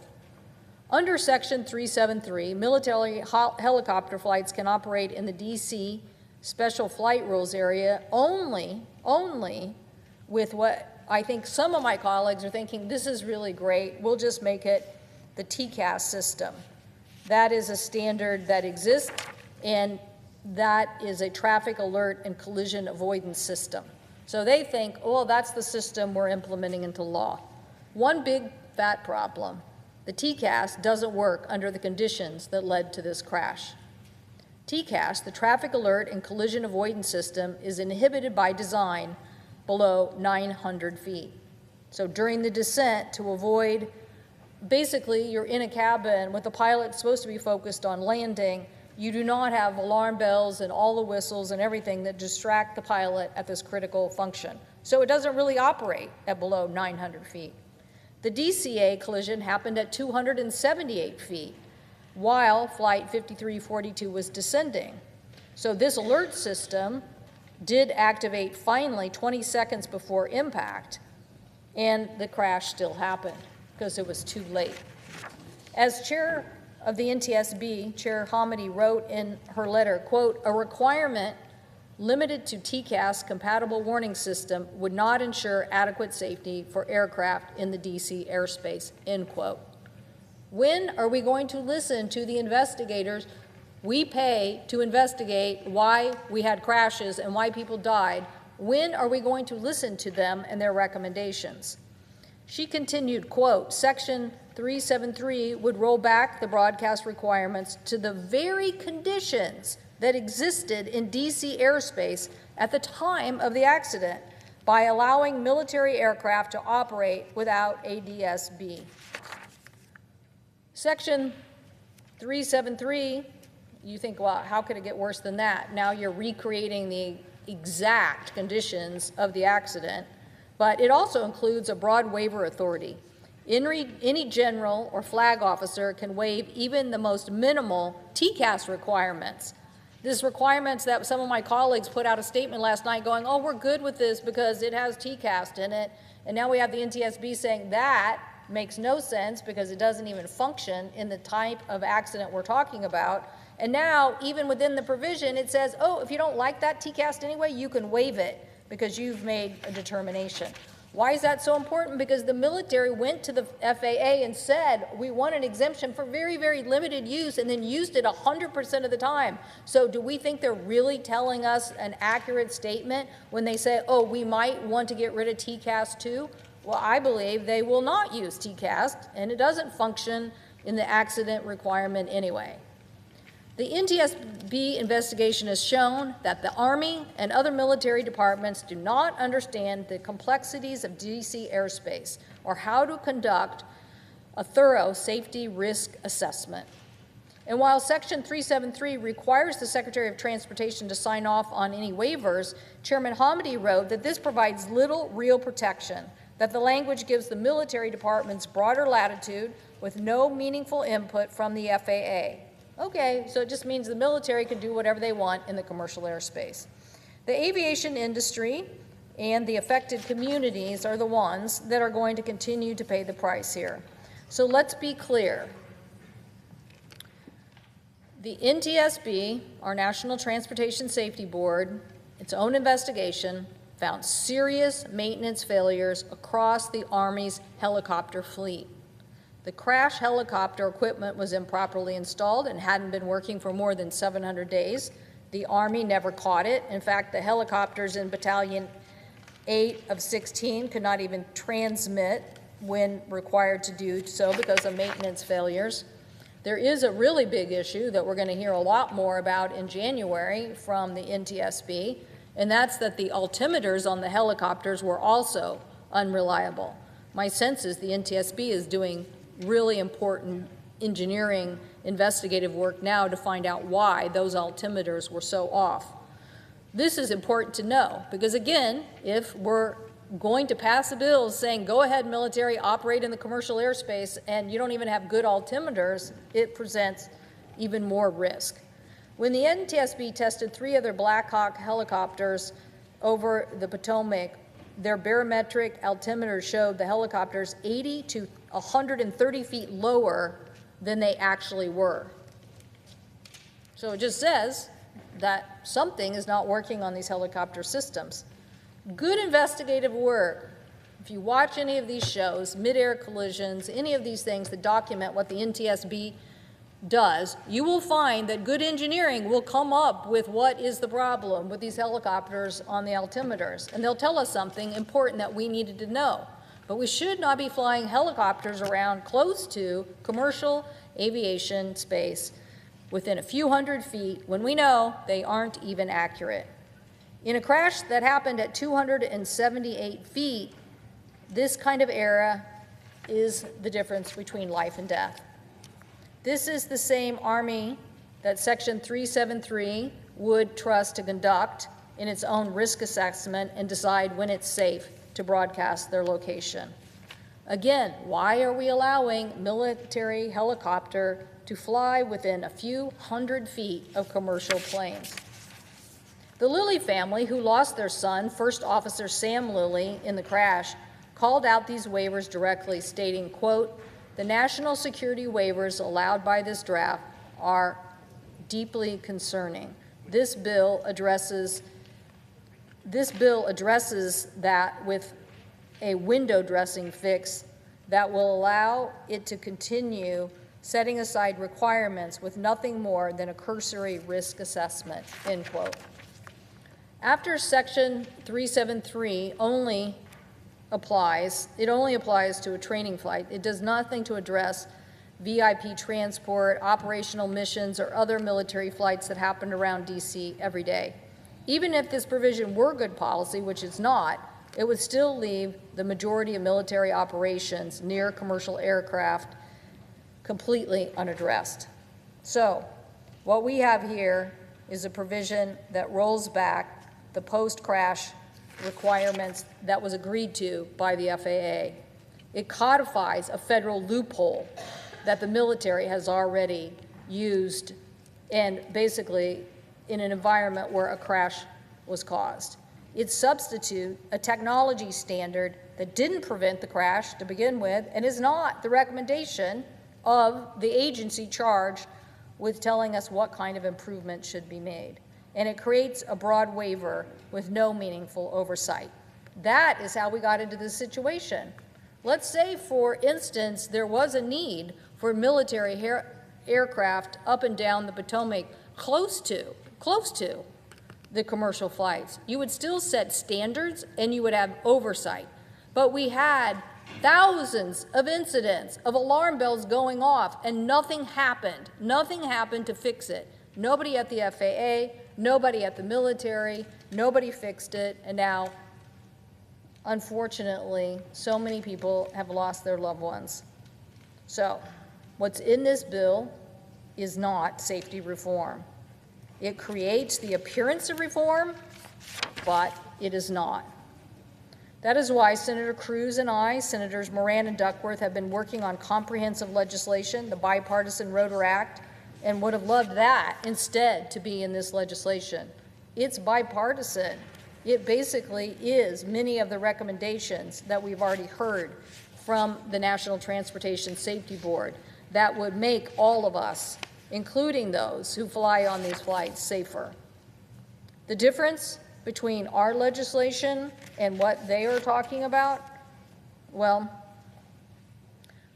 as I mentioned, on January 29th, the Black Hawk wasn't transmitting, so it was eventually invisible. We want to make sure that we know where flights are. Our bill would set a national standard to ensure safety separation between military and commercial aircraft, not just in Washington, D.C., but everywhere. San Diego, Tampa, Norfolk, anywhere where the military and civilian aircraft share the skies. The Flight 5342 families agree. They have said, quote, "We continue to call for swift passage of the Bipartisan Rhetoric Act, which is a strong first step in addressing comprehensive nationwide reforms to ensure the tragedy like Flight 5342 never happens again," end quote. That is why we worked so hard. We're not even saying the Rhetoric Act is the final piece. As I said, the NTSB will make more announcements in January in their recommendations and their findings. But I know this, we should not be passing the National Defense Authorization Act with a huge loophole that is putting the flying public at risk. I hope our colleagues will realize this and work together to get this provision out of the legislation. I hope that you will think about the 67 families who lost their loved ones in this tragedy. That was preventable. I hope that we will consider making sure that all our colleagues understand that transportation safety is not a one-day on-the-job issue. It is a constant in which we have to be vigilant about why it's so important to follow the rules and make sure the flying public is safe. The stakes are too high, Mr. President. Let's not go backward on aviation safety. Let's get this section out of the bill, and let's pass the Rhetoric Act. I thank the President, and I yield the floor.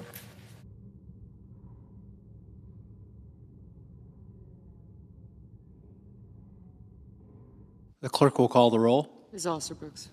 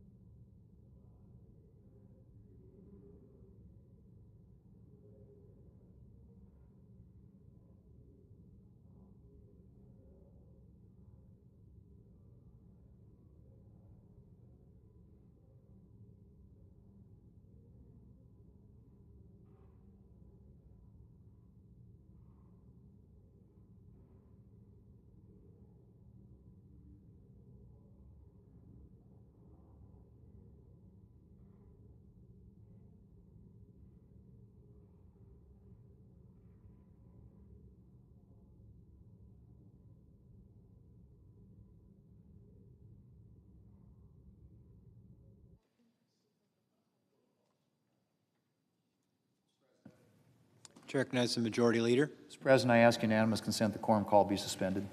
Without objection. Mr. President, I ask unanimous consent that the Senate be in a period of morning business with senators permitted to speak therein for up to 10 minutes each. Without objection. And I ask unanimous consent the Senate proceed to the immediate consideration of the following bills in block. Calendar number 177, calendar number 138, calendar number 177, H.R. 165, calendar number 138, S390, calendar number 174, S620, calendar number 186, S621, calendar number 187, S622, calendar number 175, S642, calendar number 76, S17, calendar number 148, S719, I'm sorry, calendar number 76, S719, calendar number 148, S723, calendar number 261, S546, calendar number 260, S240, calendar number 262, S640, calendar number 291, HR 504. Is there an objection to proceeding to the measures on block? Without objection, the Senate will proceed. Mr. President, I ask unanimous consent that the committee reported amendments where applicable be considered and agreed to. The Murkowski-Schatz amendment at the desk to calendar number 262, S640 be agreed to. That the bills as amended, if amended, be considered read a third time and passed, and that the motion to reconsider be considered made, laid upon the table, all in block. Without objection. Mr. President, I ask unanimous consent that the Senate proceed to the immediate consideration of calendar number 232, S1744. The clerk will report. Counter number 232, S1744, a bill to amend the Arms Export Control Act and so forth and for other purposes. Is there an objection to proceeding to the measure? Without objection, the Senate will proceed. Mr. President, I ask unanimous consent that the committee reported substitute amendment be agreed to, the bills amended be considered read a third time and passed, and that the motion to reconsider be considered made and laid upon the table. Without objection. Mr. President, I ask unanimous consent that the Senate proceed to the immediate consideration of calendar number 254, S766. The clerk will report. Counter number 254, S766, a bill to require an annual report of taxpayer-funded projects that are over budget and behind schedule. Is there an objection to proceeding to the measure? Without objection, the Senate will proceed. Mr. President, I ask unanimous consent that the bill can be considered read a third time and passed, that the motion to reconsider be considered made and laid upon the table. Without objection. Mr. President, I ask unanimous consent that the Finance Committee be discharged from further consideration of H.R. 1491 and the Senate proceed to its immediate consideration. The clerk will report. H.R. 1491, an act to amend the Internal Revenue Code of 1986 and so forth. Is there an objection to proceeding to the measure? Without objection, the committee is just discharged and the Senate will proceed. Mr. President, I ask unanimous consent that the bill be considered read a third time and passed, that the motion to reconsider be considered made and laid upon the table. Without objection. Mr. President, I ask unanimous consent the Senate proceed to the immediate consideration of calendar numbers 277, S1591. The clerk will report.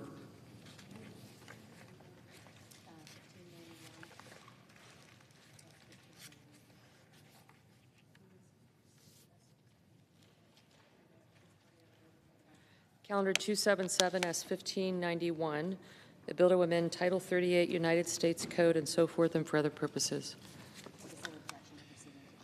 Is there an objection to proceeding to the measure? Without objection, the Senate will proceed. Mr. President, I ask unanimous consent that the committee reported substitute amendment be agreed to, the bill as amended be considered read a third time and passed, and the motion to reconsider be considered made and laid upon the table. Without objection. Mr. President, I ask unanimous consent that the Senate proceed to the immediate consideration of calendar number 273, S610. The clerk will report. Counter number 273, S610, a bill to expand the Vet Success on-campus program of the Department of Veterans Affairs and for other purposes. Is there an objection to proceeding to the measure? Without objection, the Senate will proceed.